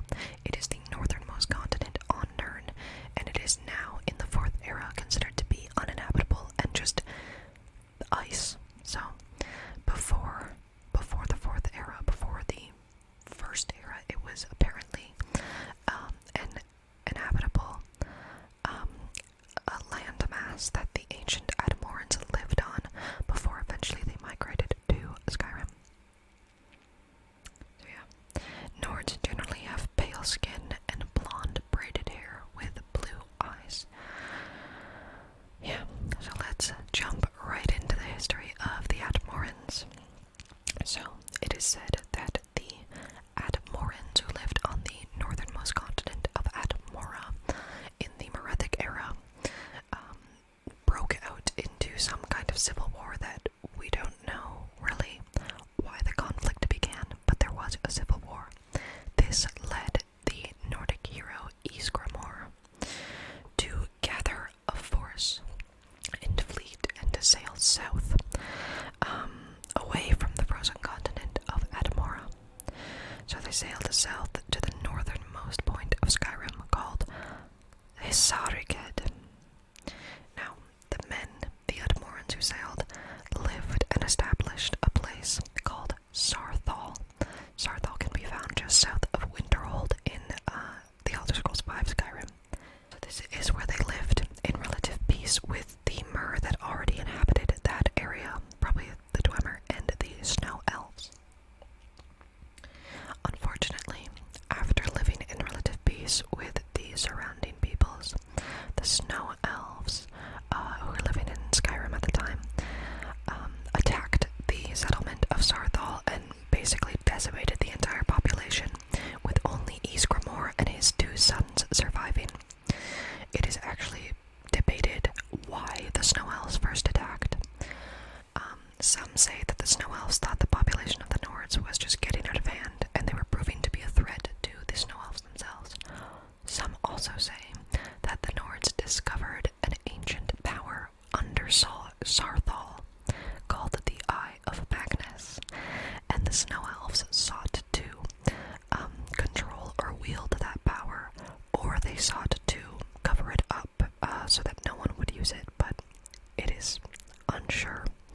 Either way, Sarthal was razed to the ground, with only the ruins remaining, and Ysgramor and his two sons, Ilgal and Ingol, survived. They, so when the Snow Elves destroyed Sarthal, this was called the Night of Tears. This caused Ysgramor and his two sons to sail back to Atmora, where they swore vengeance on the Snow Elves. Ysgramor then raised his famous group of 500 companions, which are the beginners of the companions group that now is in Whiterun. So yeah, he raised 500 companions and swore vengeance on the Snow Elves, so he brought them back to Skyrim and basically started destroying Snow Elf settlements all throughout Skyrim. And this actually caused the Snow Elves to suffer severe defeats, and eventually most Snow Elves retreated to the island of Solstheim. King's Ring, and the battle ended with the final defeat of the Snow Elves. So then the Nords continued to kill any Snow Elves that they saw of, and this led to the eventual disappearance of the Snow Elves. I'll talk about the Snow Elves in another video because they are technically the ancestors of the Falmer, who you find in Dwemer ruins. So because the Snow Elves were being destroyed and their population was about to go extinct, they sought refuge with their Dwemer kin. The Dwemer accepted them but tricked them later on, and they became the twisted versions of the Snow Elves called the Falmer, but I'll talk about that in a different video. So anyway, after the Snow Elves were defeated, the Nords settled Skyrim and established a High King under Ysgramor. So then they continued to live there forever, basically. In the 113th year of the First Era, King Harald unified all of Skyrim, and he kicked out the rest of the Snow Elves and the Aelids by the First Era 143. After his rule was over, a moot, M-O-O-T, was created to elect the next High King, rather than a High King choose his own heir. The moot was established to choose an heir to the throne. So, eventually Skyrim conquered Morrowind, High Rock, and northern Cyrodiil. After the first empire of the Nords was established in 290 of the First Era. And the empire's capital at that time was Windhelm, which was built, or said to have been built, by Ysgramor himself. And then eventually, in 369 of the First Era, the first empire of the Nords began to crumble and fall apart, and they lost all of the provinces that they had previously assumed or previously conquered, and they never gained them back again. They never gained Cyrodiil, Morrowind, or High Rock back after the first empire of the Nords fell. Then in 420 of the First Era, something called the Pact of Chieftains was created, where the moot was only held when the High King had no heir. So previously, the moot picked every single High King regardless of what the current High King wanted. So now it is decided that if the High King has an heir, he will be king. But if the High King does not have an heir, then the moot will decide. Because basically the moot gathered all this power that they didn't really need, and it screwed over the first empire of Skyrim. Then, later on, there was the invasion from Akavir, where the Akaviri basically carved a path through Skyrim all the way to Cyrodiil. And then again, Riemann Cyrodiil, who we talked about, stopped this invasion of the Akavir and destroyed their fleets. And of course, the Nords helped in the defeat of the invasion from Akavir. So this kind of earned them a bit of international acclaim, at least from Cyrodiil and the Empire. So, in the Second Era, Skyrim and its people were having a conflict with the Reachmen. The Breton Reachmen, who were on the borders of the western borders of Skyrim. And from this, a man named Hjalti Earlybeard was taught the way of the voice by the ghost of Ysmir. And when he was approaching the Reachman's fortress, he apparently shouted down the walls of the fortress. So he was one of the, not one of the first, but one of the most famous in recent history of Dragonborns who was able to wield the way of the voice that was taught to the Nords by Kinnereth, or Kine. So, he became a very popular person in the Nordic culture. This is evolving, I promise. Anyway, he eventually began to march down to Cyrodiil, but I don't know, something happened which caused the Nords to team up, ally with the Bretons, and they attempted to take down Hjalti. But during this conflict, the conflict took place at the pass of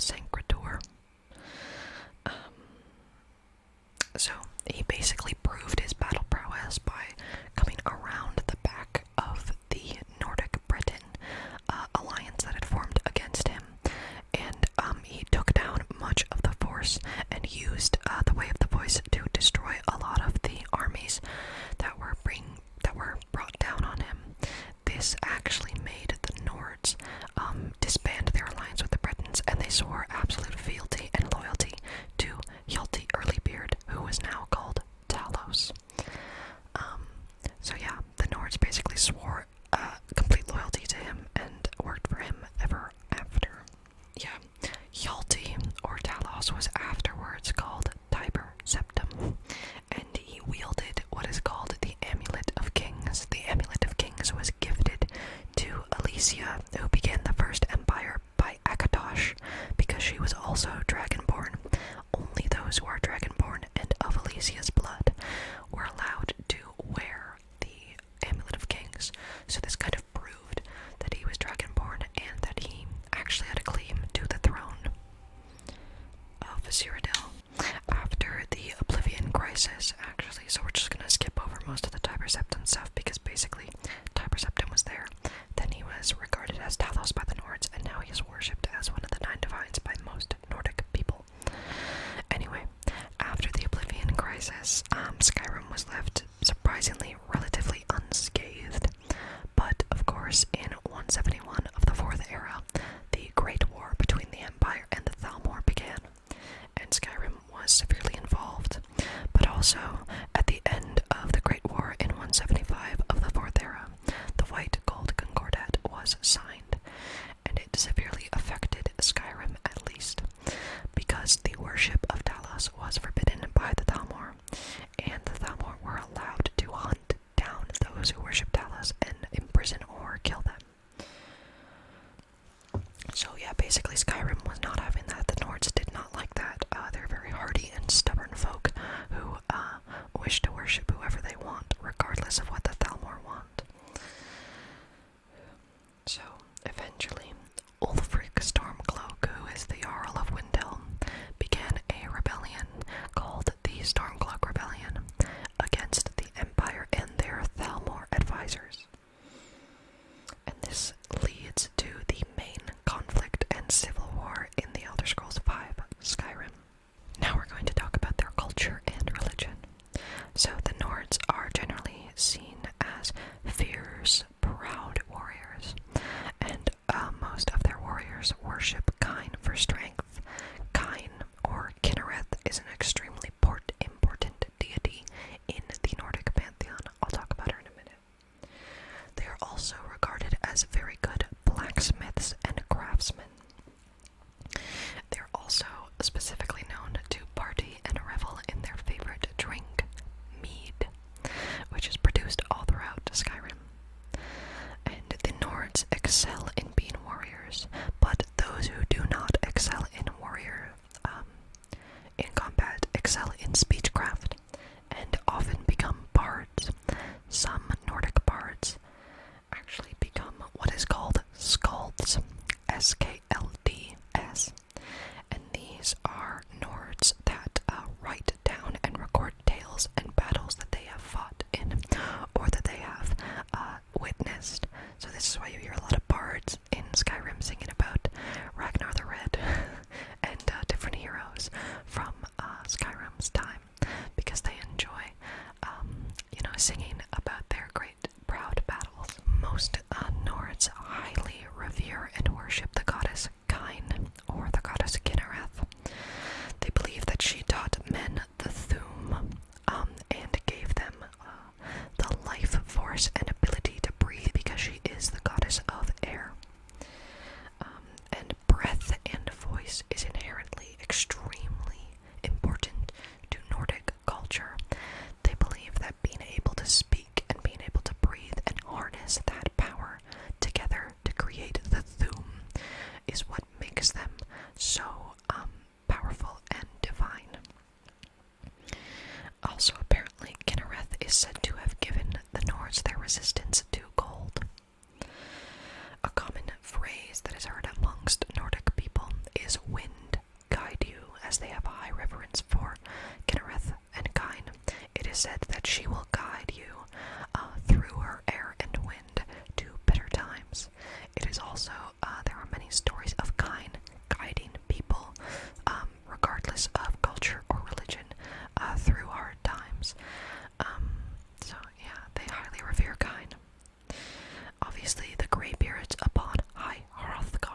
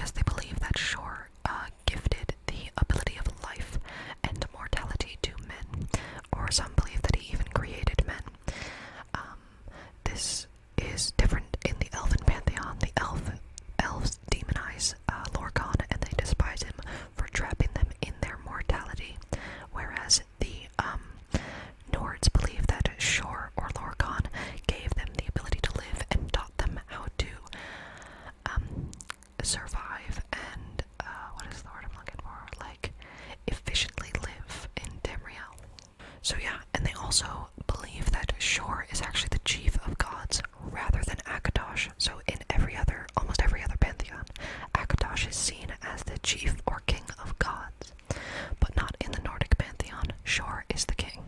Also, something about Kine is that she is said to lead great warriors to Sovngarde. So when you die, Kine will come and retrieve you and then take you to Sovngarde. Interesting fact about the Nords: they actually have a sect of people called the Skald, S-K-A-A-L.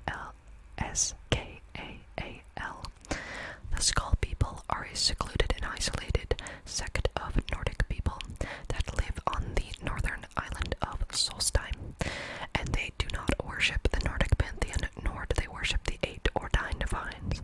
They specifically worship one deity, one monotheistic overpower deity, who they call the All-Maker. He is the supreme god of nature, and the shamans of the Skull tribe interpret his will and spiritually lead the tribe. There is something called the All-Maker stones. There is the Sunstone, the Wind stone, the Water stone, the Wood stone, the Earth stone, and the Beast stone. You can actually find all of these stones on the island of Solstheim, so it's debated whether or not the Skull have some kind of secret knowledge about an all-knowing, overpowerful deity in comparison to the other pantheons of Tamriel. But what is important is that the Skull do consider themselves to be Nords, and they don't really separate themselves from their kin in Skyrim. They also hate Armaeus Mora, but they see wolves and bears as sacred, and they respect all nature. So that's the Skull. That's the Nordic people. They highly worship Shor or Lorkhan, along with Kine or Kinnereth, who is said to have given them life, their life force, the ability to breathe and shout, use the Thuum, and talk. They also highly worship Ysgramor, who is seen as an important Nordic hero that migrated from Atmora and technically began the entire race of Nords from Atmora. And they worship Tiber Septim, who they call Talos, as the hero god of all mankind, who once was a man and ascended to godhood, who they believe was once technically a Nordic man. So yeah, that's the Nords summed up as short as I could make it. Next, we are going to talk about the Orsimer, or the Orcs. So, next we're going to talk about the Orsimer, or the Orcs. They don't exactly have a region that they are actually native to. They're the only race in the 4th era of Tamriel that doesn't hail from a specific province. So the Britons come from High Rock, the Nords come from Skyrim, the Ultimer from the Somerset Isle, the Bosmer from Valenwood, the Dunmer from Morrowind, the Imperials come from Cyrodiil, the Khajiit elsewhere, and the Argonians Blackmarsh, but the Orsimer do not have a province or country that they actually hail from. They are often seen as outcasts, and they are generally ostracized from most societies. We'll talk about why. But for the most part, they actually inhabit the western mountains of Tamriel, where they were actually centrally located in Orsinium, in the mountains between Skyrim and Hammerfell. But they are generally found all throughout of Tamriel. Orcs can appear with light green to dark brown skin. They are generally quite muscular and have a strong body frame and stature, and they are the only race within Tamriel that actually have tusks protruding from their mouths. They rely heavily on a warrior culture and hand-to-hand combat. This actually separates them from their magical Mer cousins. I call them Orsimer because the orcs are believed to have once been Aldmer from the Somerset Isles from the Merethic era, who were changed into the orcs. I'll discuss that in a minute. But this does not mean that all orcs do not harness magic. There are definitely orcs who exceed in magical and sorcery schools. For instance, Urag Groshub, who you meet in the College of Winterhold,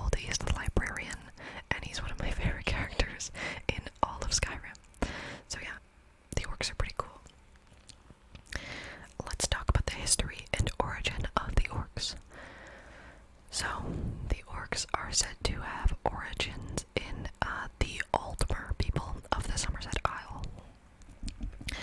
So, the orcs are said to have been a specific sect of Aldmer that worshipped Trinimac, the warrior god of the ancient Aldmer Pantheon. So, Trinimac is said to have tried to stop Boethia and Veloth from the mass migration of the Chimer people to Resdane or modern-day Morrowind. And when Trinimac challenged Boethia to stop the Chimer people from leaving, Boethia is said to have defeated and consumed Trinimac.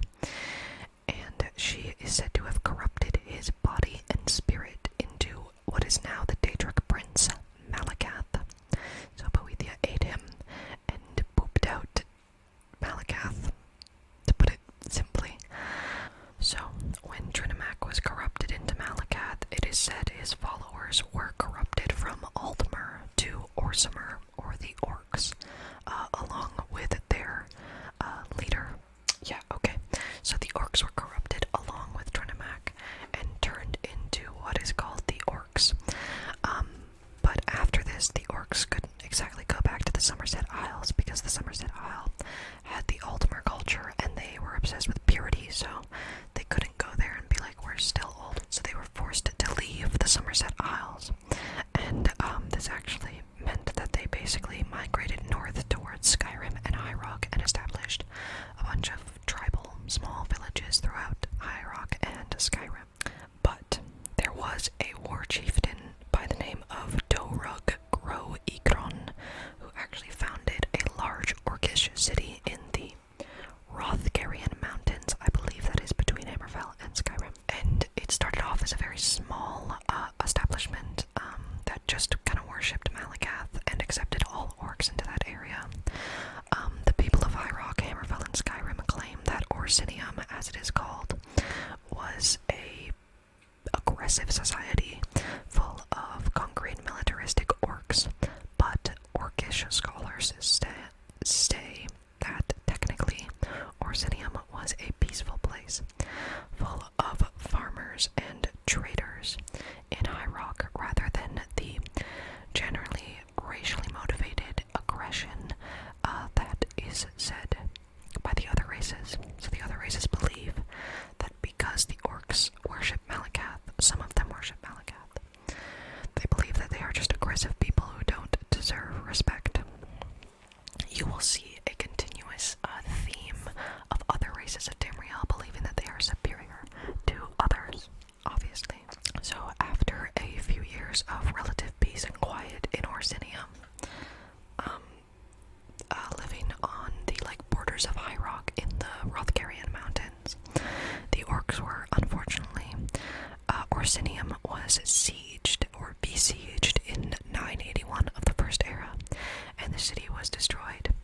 And the orcs were thrown out by the Britons and the Red Guards, Britons of High Rock, Red Guards of Hammerfell.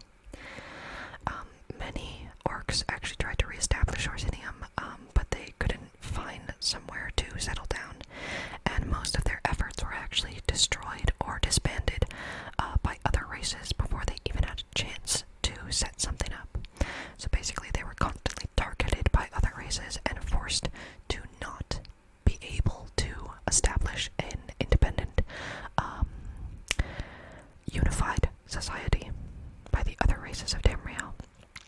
But in the Third Era, in the year 399 of the Third Era, an orc by the name of Gortwog Gro Nagrom rebuilt Orsinium after he found its ruins in the Rothgarian Mountains. He began to rebuild Orsinium, and this was seen as a problem until the other races realized that Gortwog was actually a very good diplomat and politician, and he was able to establish commerce and trade with the Empire and other races of Tamriel. The reputation of orcs was changed in the mind of other races from these angry, aggressive, barbaric people to diplomats and politicians who were capable of higher society.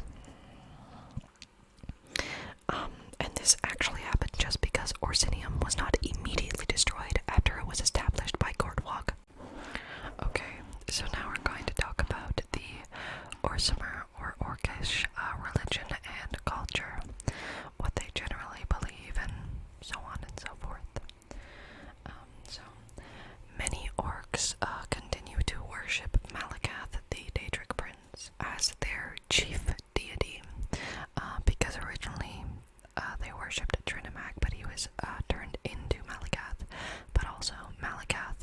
is the patron of all outcasts and ostracized people.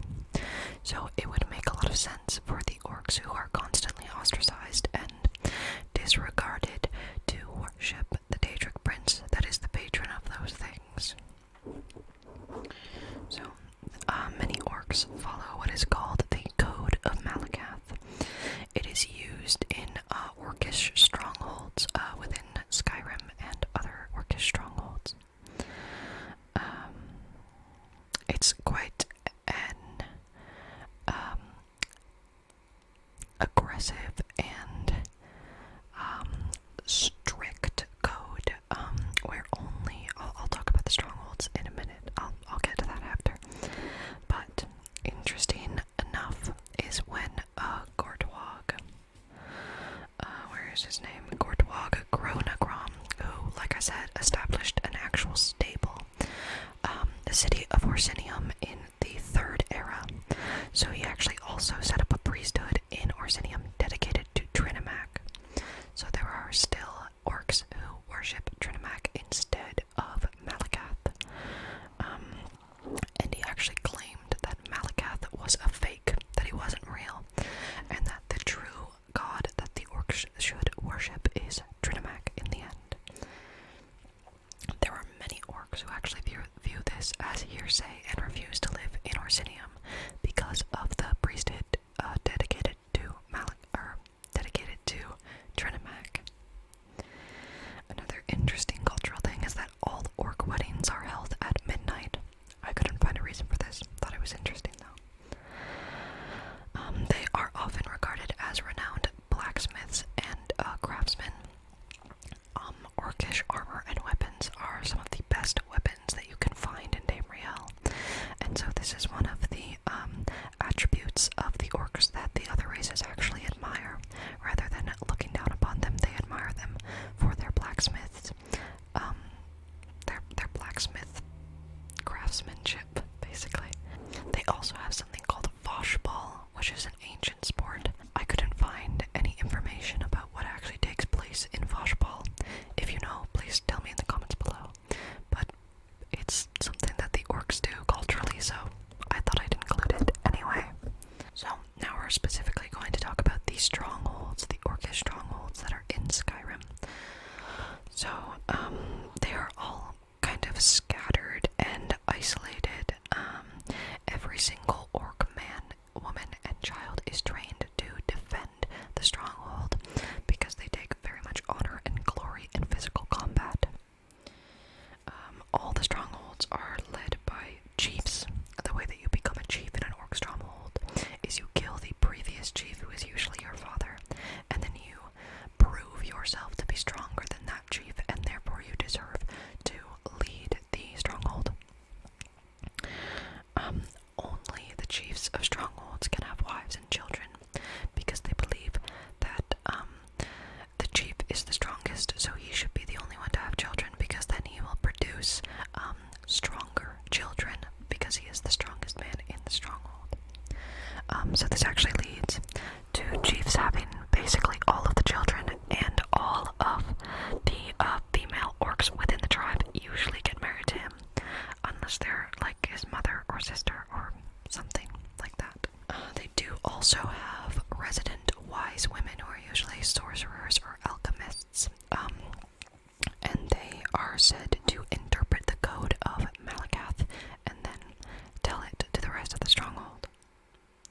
They also have something that is called a blood price for crime that takes place within the stronghold. Considering it is such a strict society and most of the strongholds are quite isolated and small, it would be kind of difficult to deal with a lot of crime, especially when it comes to murder. But the blood price is if someone commits a crime, the victim finds the criminal and then bleeds them, basically makes them bleed until the victim decides that's enough blood for the crime that you have committed. So that's interesting. Oftentimes in the strongholds, anybody who is not an orc is considered to not be trustworthy, which actually makes a lot a sense, because people have been traditionally very rude and untrustworthy and disrespectful and horrible to orcs in the past. So they will not trust you unless you earn their trust through usually a dangerous adventure or quest, and then you will become bloodkin. Orcs, like I said before, are often considered to be outcasts in comparison to the other races. This is why they follow Malakath. But also it is believed, like I said, that orcs are technically descendants of the Aldmer people of the Somerset Isle. But there are several Mer people who do not claim any relation to the orcs, and in fact continuously deny that they are related to the orcs in any way due to racial prejudice. Also, many of the other races of Tamriel generally believe that the only redeemable quality that the orcs have is their craftsmanship and prowess in hand-to-hand combat and battle. So this actually leads to a lot of orcs entering into the Imperial Legion of the Empire, because their battle prowess can be used, and the Imperial Legion can kind of take advantage of their combat skills to conquer other places. So yeah, that's the orcs. They are technically descended from the Aldmer people of the Somerset Isle. They follow generally either the Daedric Prince Malakath. The majority of them follow Malakath. Some in the city of Orsinium follow the Aedra Trinimac. They are considered to be outcasts, and many of the other races of Tamriel dislike, disrespect, and mistreat the orcs. But this doesn't actually mean that the orcs are incapable of intellect or intelligence or skill. They are still very skilled people, but unfortunately they haven't been dealt a very good hand, so they are very much misfortunate and down on their luck quite often. But they're still cool. We have finally arrived at the last race that we are going to discuss, the last race on Tamriel. The last but not the least, they are an extremely interesting group of people. They are called, or commonly known as, the Red Guards, but they are also called Yokudans, hailing from their ancient lost continent of Yokuda that was west of Tamriel before it literally sunk into the ocean. So yeah, let's talk about the Yokudans, or the Red Guards. So they are native to the lost continent of Yokuda. They now largely inhabit the Tamrielic province of Hammerfell. There was a mass migration to Hammerfell after Yokuda sunk, and the mass migration was mainly of warriors who were coming to basically get rid of any of the dangers in Hammerfell so that their other people could move to Hammerfell. This mass migration of warriors were called the Ra-Gada, which has slowly devolved from its original Yokudan into Tamrielic as Red Guards, but they are called Ra-Gada, R-A-G-A-D-A. So they are often regarded as extremely gifted warriors, especially in small units and as scouts. They're hardy people who are resistant to poison.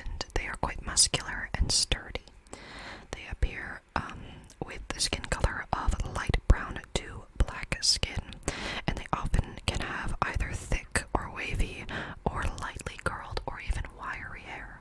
So quite a variety of appearance in the Yokudans. We're going to talk about their history and origins on Tamriel now. Quite a long story, so buckle up. So, they are originally from the continent of Yokuda that was west of Tamriel in the ancient days of the Dawn Merethic and early First Era. But in the 792nd year of the First Era, much of Yokuda sank into the ocean, with only a few islands being left behind. So, the reason why Yokuda sank is basically unknown. There are several different theories about gods wanting to sink it, or the Yokudans being punished for something, or just natural disasters, but either way,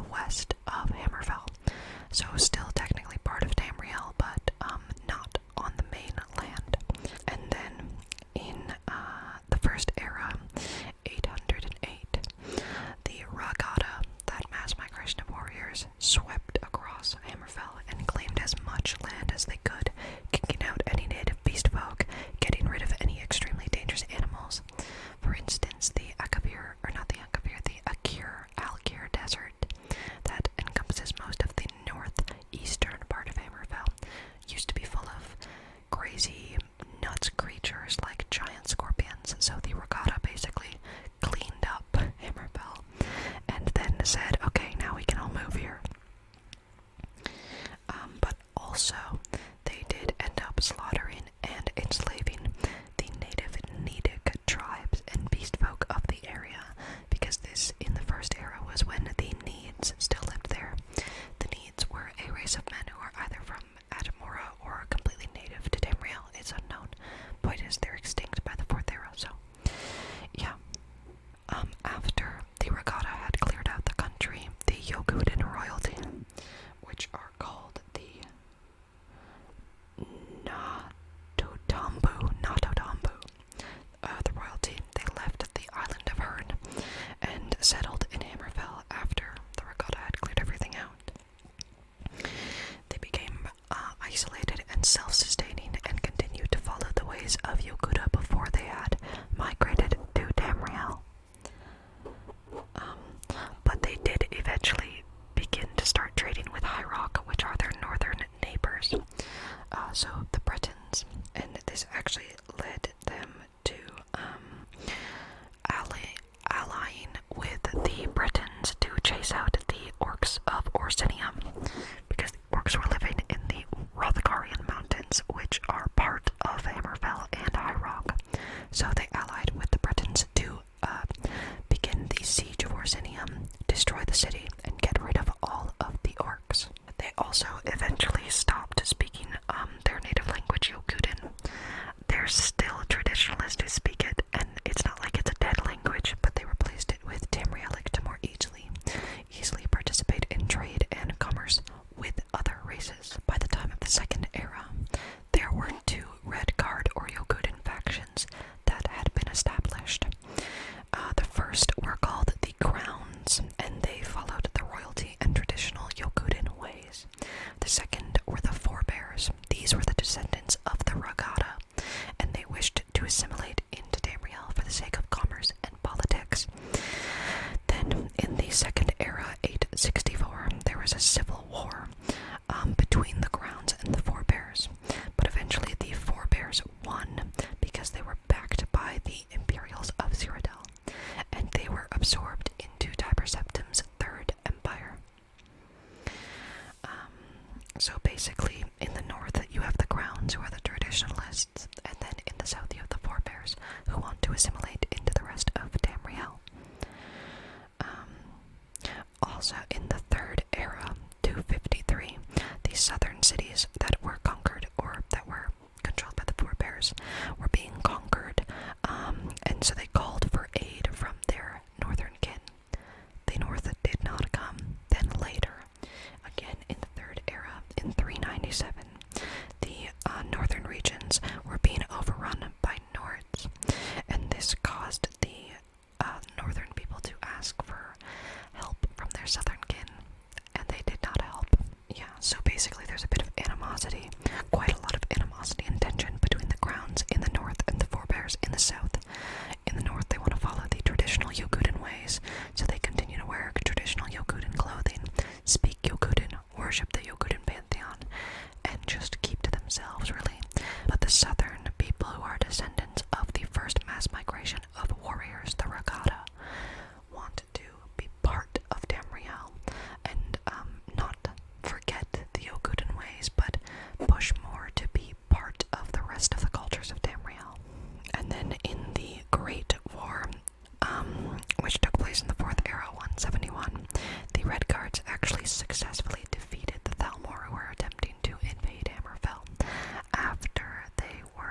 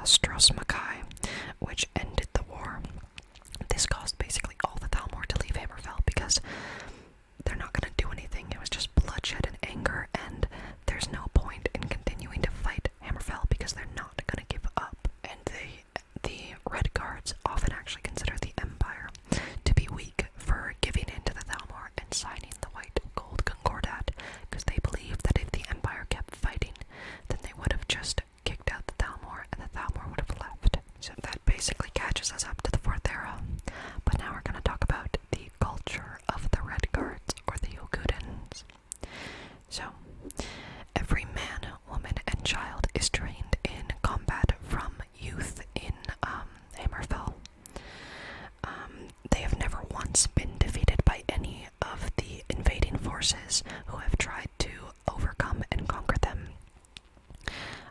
You could say that they were defeated by Tiber Septim, but they didn't fight him. They just kind of were assimilated into it. They actually have a strong affinity towards horses, which I find interesting. Most Red Guards and Yokudans actually believe magic to be inferior to physical combat and look down on those who use magic over physical combat. This doesn't mean that there are no magic users in Hammerfell. It's just not very popular. They have quite a strong militaristic warrior culture, almost similar to the Nords, because they believe that having glory and honor in battle is probably the highest achievement that you can get, so a lot of their holidays actually revolve around great warriors.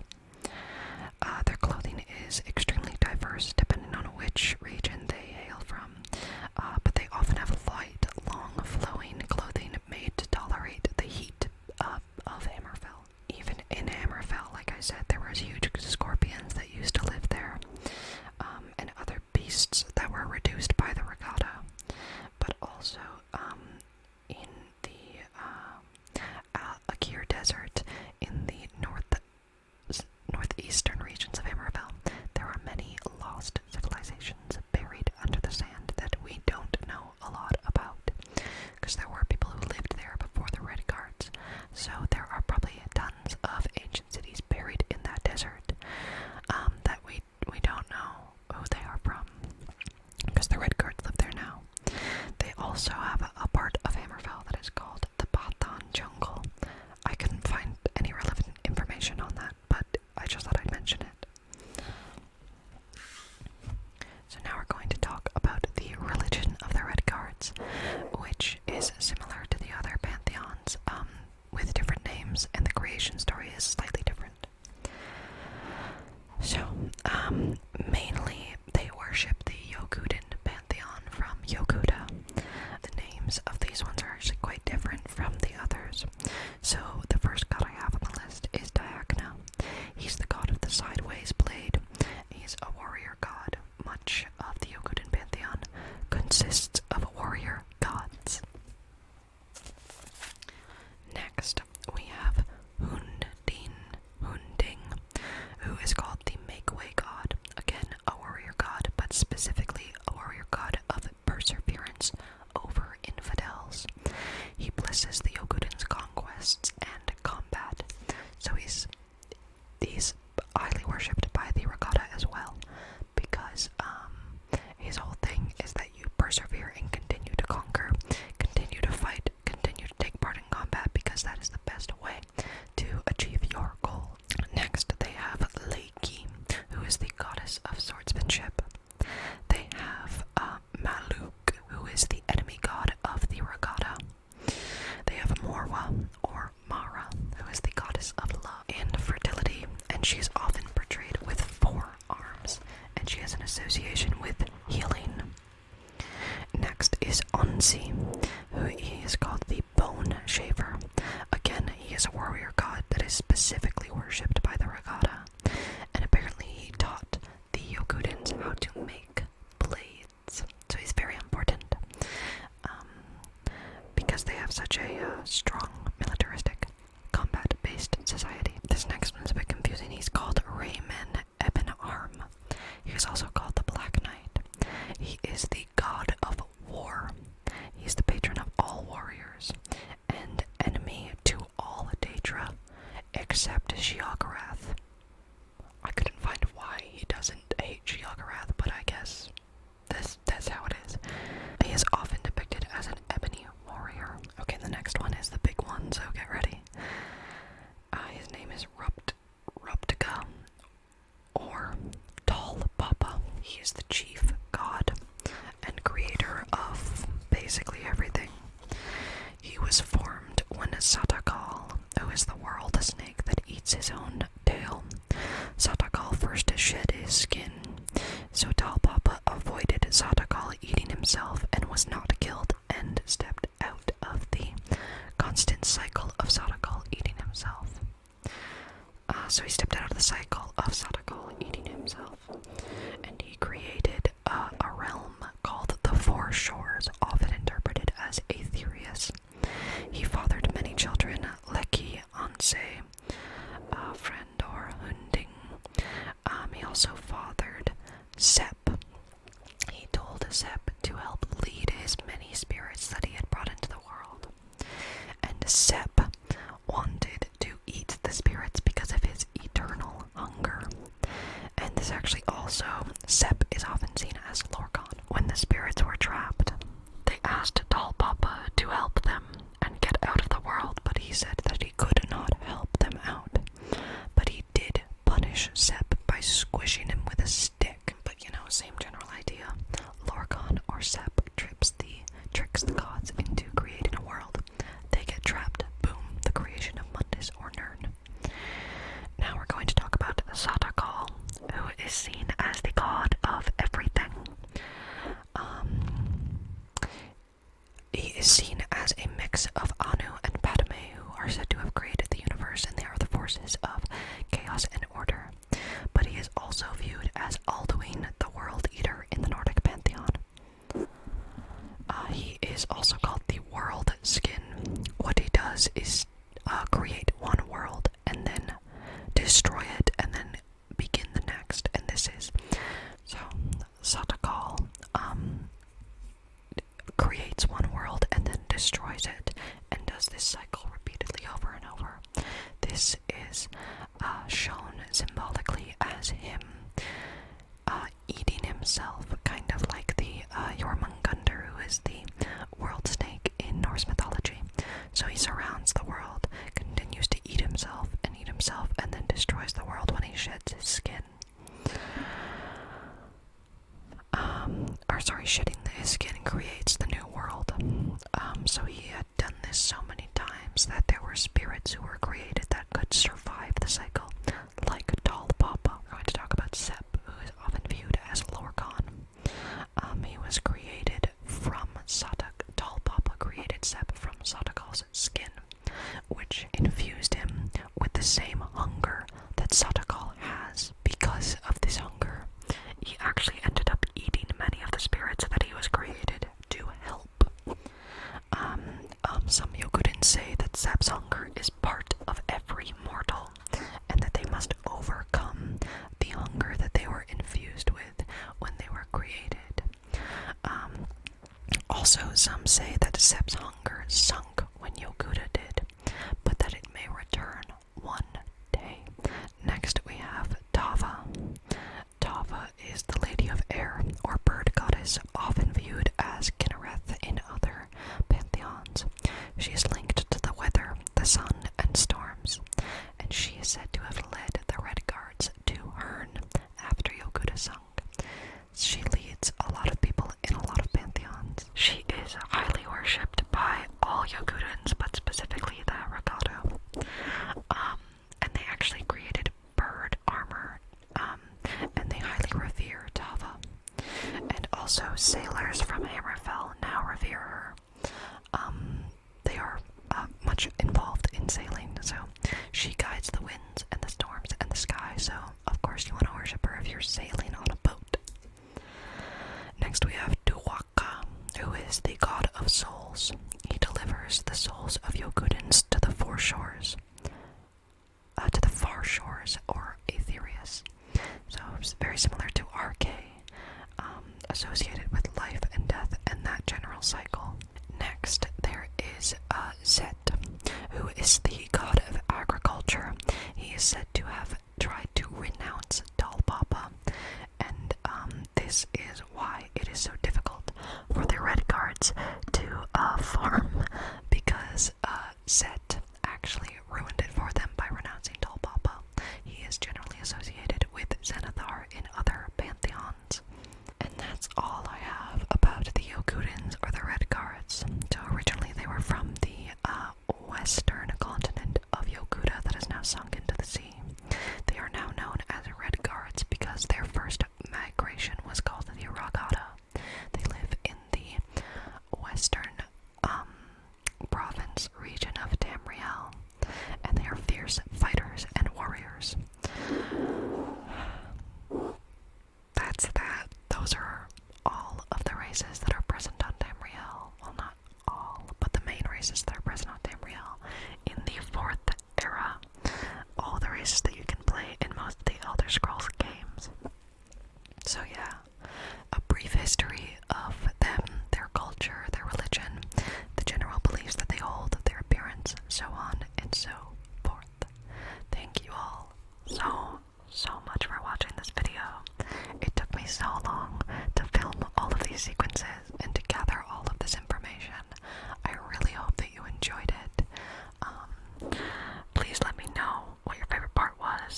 is a specific history or culture that